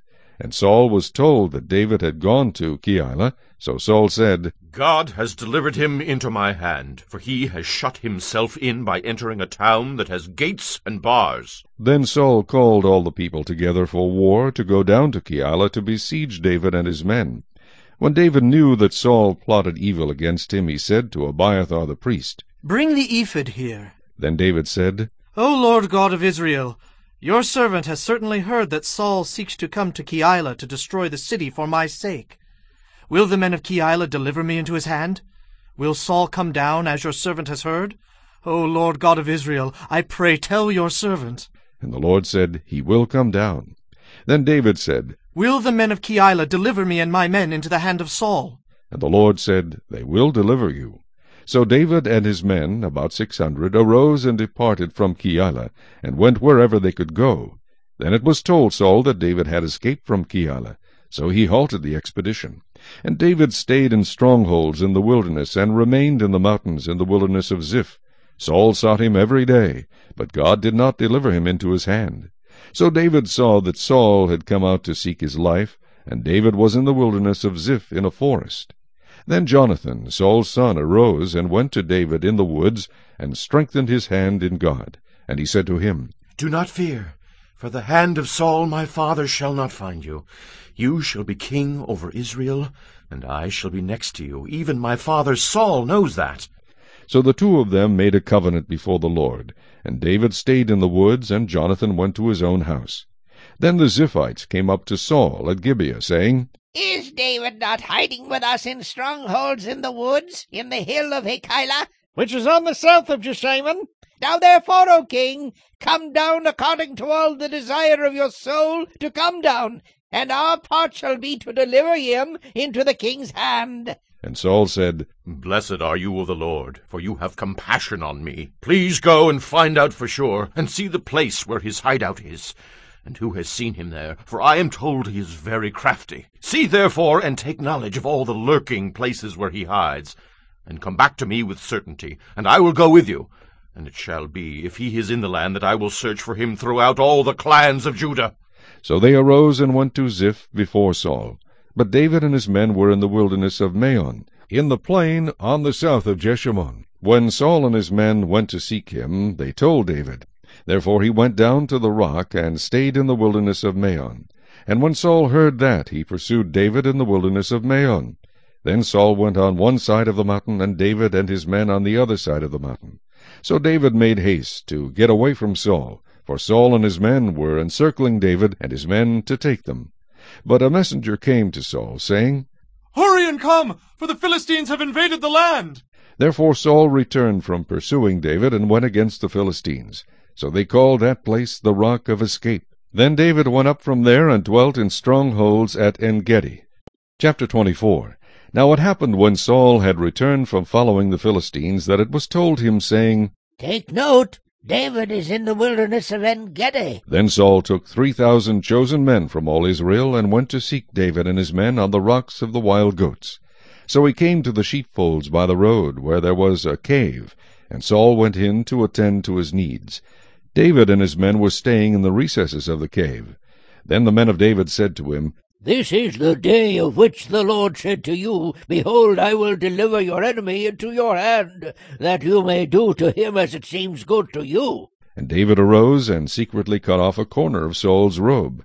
Now it happened afterward that David's heart troubled him, because he had cut Saul's robe. And he said to his men, The Lord forbid that I should do this thing to my master, the Lord's anointed, to stretch out my hand against him, seeing he is the anointed of the Lord. So David restrained his servants with these words, and did not allow them to rise against Saul. And Saul got up from the cave, and went on his way. David also arose afterward, went out of the cave, and called out to Saul, saying, My lord the king! And when Saul looked behind him, David stooped with his face to the earth, and bowed down. And David said to Saul, Why do you listen to the words of men who say, Indeed, David seeks your harm? Look, this day your eyes have seen that the Lord delivered you today into my hand in the cave, and someone urged me to kill you. But my eye spared you, and I said, I will not stretch out my hand against my Lord, for he is the Lord's anointed. Moreover, my father, see, yes, see the corner of your robe in my hand. For in that I cut off the corner of your robe, and did not kill you, know and see that there is neither evil nor rebellion in my hand, and I have not sinned against you. Yet you hunt my life to take it. Let the Lord judge between you and me, and let the Lord avenge me on you. But my hand shall not be against you. As the proverb of the ancients says, Wickedness proceeds from the wicked, but my hand shall not be against you. After whom has the king of Israel come out? Whom do you pursue? A dead dog? A flea? Therefore let the Lord be judge, and judge between you and me, and see and plead my case, and deliver me out of your hand. So it was, when David had finished speaking these words to Saul, that Saul said, Is this your voice, my son David? And Saul lifted up his voice and wept. Then he said to David, you are more righteous than I, for you have rewarded me with good, whereas I have rewarded you with evil. And you have shown this day how you have dealt well with me. For when the Lord delivered me into your hand, you did not kill me. For if a man finds his enemy, will he let him get away safely? Therefore may the Lord reward you with good for what you have done to me this day. And now I know indeed that you shall surely be king, and that the kingdom of Israel shall be established in your hand. Therefore swear now to me by the Lord that you will not cut off my descendants after me, and that you will not destroy my name from my father's house. So David swore to Saul, and Saul went home, but David and his men went up to the stronghold. Now there was a man in Maon, whose business was in Carmel, and the man was very rich. He had 3,000 sheep and 1,000 goats, and he was shearing his sheep in Carmel. The name of the man was Nabal, and the name of his wife Abigail, and she was a woman of good understanding and beautiful appearance. But the man was harsh and evil in his doings. He was of the house of Caleb. When David heard in the wilderness that Nabal was shearing his sheep, David sent 10 young men, and David said to the young men, Go up to Carmel, go to Nabal, and greet him in my name. And thus you shall say to him who lives in prosperity, Peace be to you, peace to your house, and peace to all that you have. Now I have heard that you have shearers. Your shepherds were with us, and we did not hurt them, nor was there anything missing from them all the while they were in Carmel. Ask your young men, and they will tell you. Therefore let my young men find favor in your eyes, for we come on a feast day. Please give whatever comes to your hand to your servants and to your son David. So when David's young men came, they spoke to Nabal, according to all these words in the name of David, and waited. Then Nabal answered David's servants, and said, Who is David, and who is the son of Jesse? There are many servants nowadays who break away, each one from his master. Shall I then take my bread and my water, and my meat that I have killed for my shearers, and give it to men when I do not know where they are from? So David's young men turned on their heels and went back, and they came and told him all these words. Then David said to his men, Every man gird on his sword. So every man girded on his sword, and David also girded on his sword. And about 400 men went with David, and 200 stayed with the supplies. Now one of the young men told Abigail, Nabal's wife, saying, Look, David sent messengers from the wilderness to greet our master, and he reviled them. But the men were very good to us, and we were not hurt, nor did we miss anything as long as we accompanied them when we were in the fields. They were a wall to us both by night and day, all the time we were with them keeping the sheep. Now, therefore, know and consider what you will do, for harm is determined against our master and against all his household. For he is such a scoundrel that one cannot speak to him. Then Abigail made haste, and took 200 loaves of bread, 2 skins of wine, 5 sheep already dressed, 5 seahs of roasted grain, 100 clusters of raisins, and 200 cakes of figs, and loaded them on donkeys. And she said to her servants, Go on before me. See, I am coming after you. But she did not tell her husband Nabal. So it was, as she rode on the donkey, that she went down under cover of the hill. And there were David and his men coming down toward her, and she met them. Now David had said, Surely in vain I have protected all that this fellow has in the wilderness, so that nothing was missed of all that belongs to him, and he has repaid me evil for good. May God do so, and more also to the enemies of David, if I leave one male of all who belong to him by morning light. Now when Abigail saw David, she dismounted quickly from the donkey, fell on her face before David, and bowed down to the ground. So she fell at his feet, and said, On me, my lord, on me let this iniquity be, and please let your maidservant speak in your ears, and hear the words of your maidservant. Please let not my lord regard this scoundrel Nabal, for as his name is, so is he. Nabal is his name, and folly is with him. But I, your maidservant, did not see the young men of my lord whom you sent. Now therefore, my lord, as the Lord lives, and as your soul lives, since the Lord has held you back from coming to bloodshed, and from avenging yourself with your own hand, now then, let your enemies and those who seek harm for my lord be as Nabal. And now this present which your maidservant has brought to my lord, let it be given to the young men who follow my lord. Please forgive the trespass of your maidservant, for the Lord will certainly make for my lord an enduring house, because my lord fights the battles of the Lord, and evil is not found in you throughout your days. Yet a man has risen to pursue you and seek your life. But the life of my Lord shall be bound in the bundle of the living with the Lord your God. And the lives of your enemies he shall sling out as from the pocket of a sling. And it shall come to pass, when the Lord has done for my Lord according to all the good that he has spoken concerning you, and has appointed you ruler over Israel, that this will be no grief to you, nor offense of heart to my Lord, either that you have shed blood without cause, or that my Lord has avenged himself. But when the Lord has dealt well with my Lord, then remember your maidservant.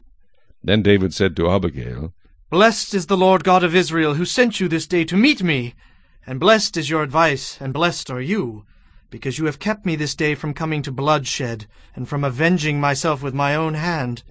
For indeed, as the Lord God of Israel lives, who has kept me back from hurting you, unless you had hurried and come to meet me, surely by morning light no males would have been left to Nabal. So David received from her hand what she had brought him, and said to her, Go up in peace to your house. See, I have heeded your voice and respected your person. Now Abigail went to Nabal, and there he was, holding a feast in his house, like the feast of a king. And Nabal's heart was merry within him, for he was very drunk. Therefore she told him nothing, little or much, until morning light. So it was in the morning, when the wine had gone from Nabal, and his wife had told him these things, that his heart died within him, and he became like a stone. Then it happened, after about 10 days, that the Lord struck Nabal, and he died. So when David heard that Nabal was dead, he said, Blessed be the Lord, who has pleaded the cause of my reproach from the hand of Nabal, and has kept his servant from evil, for the Lord has returned the wickedness of Nabal on his own head. And David sent and proposed to Abigail to take her as his wife. When the servants of David had come to Abigail at Carmel, they spoke to her, saying, David sent us to you to ask you to become his wife. Then she arose, bowed her face to the earth, and said, Here is your maidservant, a servant to wash the feet of the servants of my Lord. So Abigail rose in haste, and rode on a donkey, attended by 5 of her maidens, and she followed the messengers of David, and became his wife. David also took Ahinoam of Jezreel, and so both of them were his wives. But Saul had given Michal his daughter, David's wife, to Paltai the son of Laish, who was from Galim. Chapter 26. Now the Ziphites came to Saul at Gibeah, saying, Is David not hiding in the hill of Hachilah, opposite Jeshimon? Then Saul arose and went down to the wilderness of Ziph, having 3,000 chosen men of Israel with him, to seek David in the wilderness of Ziph. And Saul encamped in the hill of Hachilah, which is opposite Jeshimon, by the road. But David stayed in the wilderness, and he saw that Saul came after him into the wilderness. David therefore sent out spies, and understood that Saul had indeed come. So David arose and came to the place where Saul had encamped. And David saw the place where Saul lay, and Abner the son of Ner, the commander of his army. Now Saul lay within the camp, with the people encamped all around him. Then David answered and said to Ahimelech the Hittite, and to Abishai the son of Zeruiah, brother of Joab, saying, Who will go down with me to Saul in the camp? And Abishai said, I will go down with you. So David and Abishai came to the people by night. And there Saul lay sleeping within the camp, with his spear stuck in the ground by his head. And Abner and the people lay all around him. Then Abishai said to David, God has delivered your enemy into your hand this day. Now therefore, please, let me strike him at once with the spear, right to the earth, and I will not have to strike him a second time. But David said to Abishai, Do not destroy him, for who can stretch out his hand against the Lord's anointed and be guiltless? David said furthermore, As the Lord lives, the Lord shall strike him, or his day shall come to die, or he shall go out to battle and perish. The Lord forbid that I should stretch out my hand against the Lord's anointed. But please, take now the spear and the jug of water that are by his head, and let us go. So David took the spear and the jug of water by Saul's head, and they got away, and no man saw or knew it or awoke. For they were all asleep, because a deep sleep from the Lord had fallen on them. Now David went over to the other side, and stood on the top of a hill afar off, a great distance being between them. And David called out to the people and to Abner the son of Ner, saying, Do you not answer, Abner? Then Abner answered and said, Who are you, calling out to the king? So David said to Abner, Are you not a man? And who is like you in Israel? Why then have you not guarded your lord the king? For one of the people came in to destroy your lord the king. This thing that you have done is not good. As the Lord lives, you deserve to die, because you have not guarded your master, the Lord's anointed. And now see where the king's spear is, and the jug of water that was by his head. Then Saul knew David's voice and said, Is that your voice, my son, David? David said, It is my voice, my lord, O king. And he said, Why does my lord thus pursue his servant? For what have I done? Or what evil is in my hand? Now therefore, please, let my lord the king hear the words of his servant. If the Lord has stirred you up against me, let him accept an offering. But if it is the children of men, may they be cursed before the Lord. For they have driven me out this day from sharing in the inheritance of the Lord, saying, Go, serve other gods. So now, do not let my blood fall to the earth before the face of the Lord. For the king of Israel has come out to seek a flea, as when one hunts a partridge in the mountains. Then Saul said, I have sinned. Return, my son David, for I will harm you no more, because my life was precious in your eyes this day. Indeed, I have played the fool, and erred exceedingly. And David answered and said, Here is the king's spear. Let one of the young men come over and get it. May the Lord repay every man for his righteousness and his faithfulness, for the Lord delivered you into my hand today. But I would not stretch out my hand against the Lord's anointed. And indeed, as your life was valued much this day in my eyes, so let my life be valued much in the eyes of the Lord, and let him deliver me out of all tribulation. Then Saul said to David, May you be blessed, my son David. You shall both do great things, and also still prevail. So David went on his way, and Saul returned to his place. Chapter 27. And David said in his heart, Now I shall perish some day by the hand of Saul. There is nothing better for me than that I should speedily escape to the land of the Philistines, and Saul will despair of me to seek me any more in any part of Israel, so I shall escape out of his hand. Then David arose and went over with the 600 men who were with him to Achish the son of Maoch, king of Gath. So David dwelt with Achish at Gath, he and his men, each man with his household, and David with his 2 wives, Ahinoam the Jezreelitess, and Abigail the Carmelitess, Nabal's widow. And it was told Saul that David had fled to Gath, so he sought him no more. Then David said to Achish, If I have now found favor in your eyes, let them give me a place in some town in the country, that I may dwell there. For why should your servant dwell in the royal city with you? So Achish gave him Ziklag that day. Therefore Ziklag has belonged to the kings of Judah to this day. Now the time that David dwelt in the country of the Philistines was 1 full year and 4 months. And David and his men went up and raided the Geshurites, the Girzites, and the Amalekites, for those nations were the inhabitants of the land from of old, as you go to Shur, even as far as the land of Egypt. Whenever David attacked the land, he left neither man nor woman alive, but took away the sheep, the oxen, the donkeys, the camels, and the apparel, and returned and came to Achish. Then Achish would say, Where have you made a raid today? And David would say, Against the southern area of Judah, or against the southern area of the Jerahmeelites, or against the southern area of the Kenites. David would save neither man nor woman alive, to bring news to Gath, saying, Lest they should inform on us, saying, Thus David did. And thus was his behavior all the time he dwelt in the country of the Philistines. So Achish believed David, saying, He has made his people Israel utterly abhor him, therefore he will be my servant forever. Chapter 28. Now it happened in those days that the Philistines gathered their armies together for war to fight with Israel. And Achish said to David, You assuredly know that you will go out with me to battle, you and your men. So David said to Achish, Surely you know what your servant can do. And Achish said to David, Therefore I will make you one of my chief guardians forever. Now Samuel had died, and all Israel had lamented for him, and buried him at Ramah in his own city. And Saul had put the mediums and the spiritists out of the land. Then the Philistines gathered together, and came and encamped at Shunem. So Saul gathered all Israel together, and they encamped at Gilboa. When Saul saw the army of the Philistines, he was afraid, and his heart trembled greatly. And when Saul inquired of the Lord did not answer him, either by dreams or by Urim or by the prophets. Then Saul said to his servants, Find me a woman who is a medium, that I may go to her and inquire of her. And his servants said to him, In fact, there is a woman who is a medium at Endor. So Saul disguised himself and put on other clothes, and he went, and 2 men with him. And they came to the woman by night, and he said, Please conduct a séance for me, and bring up for me the one I shall name to you. Then the woman said to him, Look, you know what Saul has done, how he has cut off the mediums and the spiritists from the land. Why then do you lay a snare for my life to cause me to die?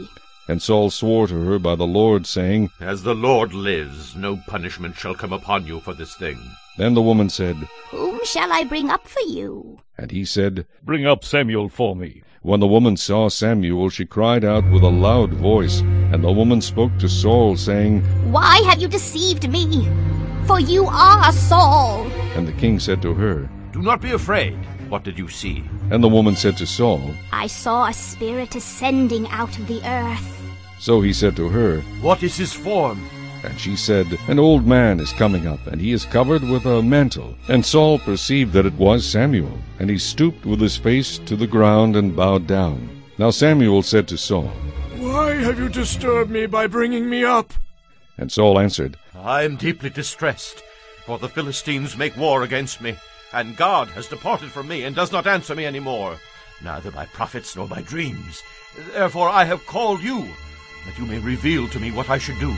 Then Samuel said, So why do you ask me, seeing the Lord has departed from you and has become your enemy?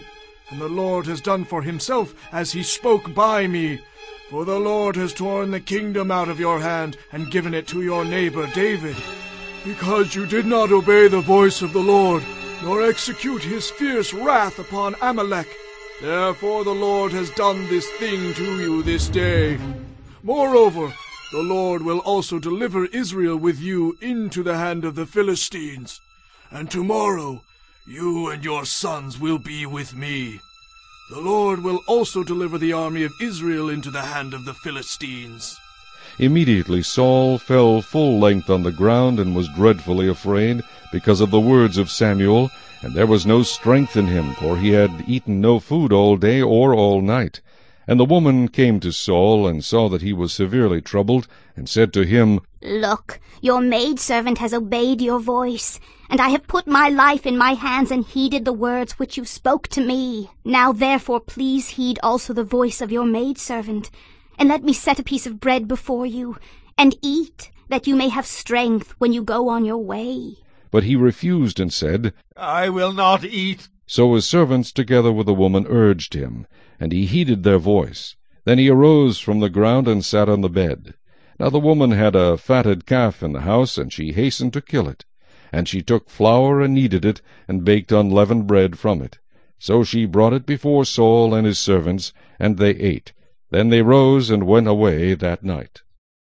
Chapter 29. Then the Philistines gathered together all their armies at Aphek, and the Israelites encamped by a fountain which is in Jezreel.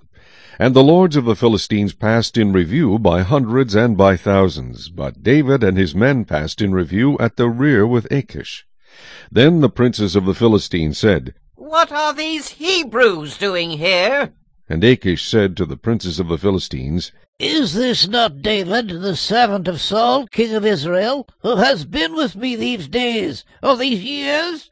And to this day I have found no fault in him, since he defected to me. But the princes of the Philistines were angry with him. So the princes of the Philistines said to him, Make this fellow return, that he may go back to the place which you have appointed for him, and do not let him go down with us to battle, lest in the battle he become our adversary. For with what could he reconcile himself to his master, if not with the heads of these men? Is this not David, of whom they sang to one another in dances, saying, Saul has slain his thousands, and David his 10,000s? Then Achish called David, and said to him, Surely as the Lord lives, you have been upright, and your going out and your coming in with me in the army is good in my sight. For to this day I have not found evil in you, since the day of your coming to me. Nevertheless, the lords do not favor you. Therefore return now and go in peace, that you may not displease the lords of the Philistines. So David said to Achish, But what have I done? And to this day what have you found in your servant as long as I have been with you, that I may not go and fight against the enemies of my lord the king? Then Achish answered and said to David, I know that you are as good in my sight as an angel of God. Nevertheless, the princes of the Philistines have said, He shall not go up with us to the battle. Now therefore, rise early in the morning with your master's servants, who have come with you, and as soon as you are up early in the morning, and have light, depart. So David and his men rose early to depart in the morning, to return to the land of the Philistines. And the Philistines went up to Jezreel. Chapter 30.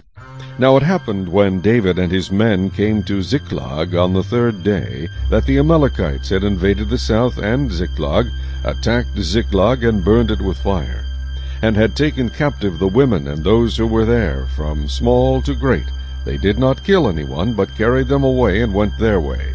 So David and his men came to the city, and there it was, burned with fire, and their wives, their sons, and their daughters had been taken captive. Then David and the people who were with him lifted up their voices and wept, until they had no more power to weep. And David's 2 wives, Ahinoam the Jezreelitess, and Abigail, the widow of Nabal the Carmelite, had been taken captive.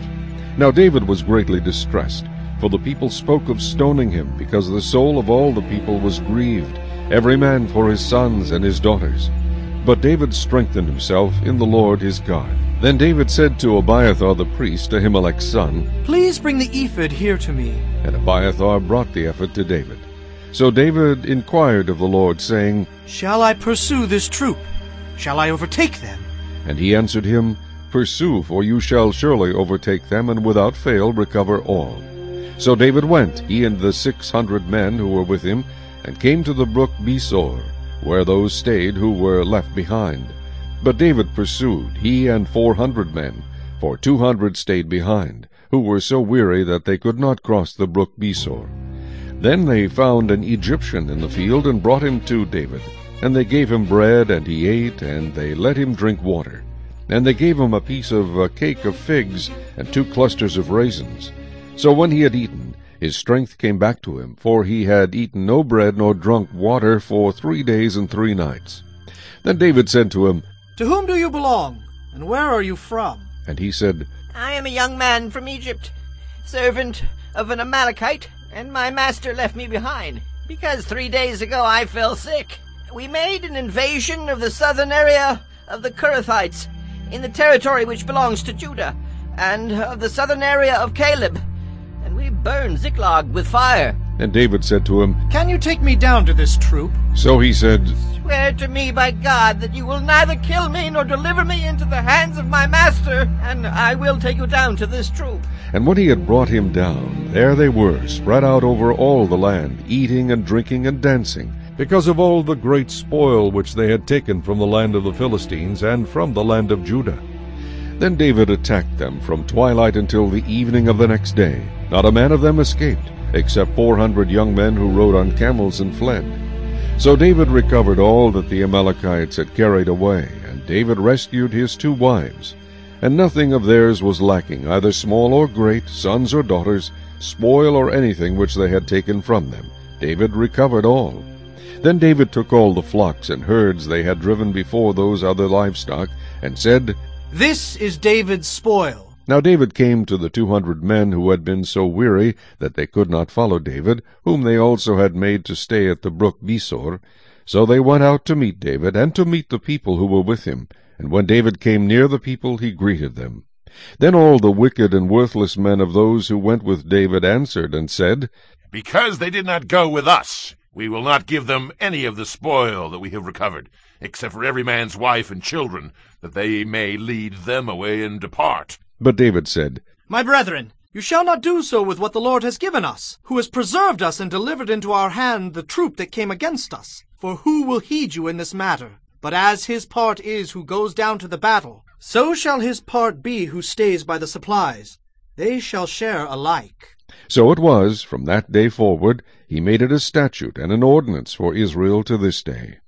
Now when David came to Ziklag, he sent some of the spoil to the elders of Judah, to his friends, saying, Here is a present for you from the spoil of the enemies of the Lord. To those who were in Bethel, those who were in Ramoth of the south, those who were in Jatir, those who were in Aroer, those who were in Shifmoth, those who were in Eshtemoa, those who were in Rakal, those who were in the cities of the Jeremielites, those who were in the cities of the Kenites, those who were in Hormah, those who were in Korashan, those who were in Athak, those who were in Hebron, and to all the places where David himself and his men were accustomed to rove. Chapter 31. Now the Philistines fought against Israel, and the men of Israel fled from before the Philistines, and fell slain on Mount Gilboa. Then the Philistines followed hard after Saul and his sons. And the Philistines killed Jonathan, Abinadab, and Malchishua, Saul's sons. The battle became fierce against Saul. The archers hit him, and he was severely wounded by the archers. Then Saul said to his armor-bearer, Draw your sword and thrust me through with it, lest these uncircumcised men come and thrust me through and abuse me. But his armor-bearer would not, for he was greatly afraid. Therefore Saul took a sword and fell on it. And when his armor-bearer saw that Saul was dead, he also fell on his sword, and died with him. So Saul, his 3 sons, his armor-bearer, and all his men died together that same day. And when the men of Israel who were on the other side of the valley, and those who were on the other side of the Jordan, saw that the men of Israel had fled, and that Saul and his sons were dead, they forsook the cities and fled, and the Philistines came and dwelt in them. So it happened the next day, when the Philistines came to strip the slain, that they found Saul and his 3 sons fallen on Mount Gilboa. And they cut off his head, and stripped off his armor, and sent word throughout the land of the Philistines, to proclaim it in the temple of their idols, and among the people. Then they put his armor in the temple of the Ashtoreth, and they fastened his body to the wall of Bethshan.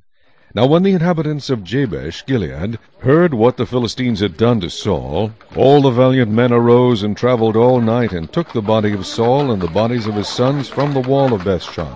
And they came to Jabesh, and burned them there. Then they took their bones, and buried them under the tamarisk tree at Jabesh, and fasted 7 days.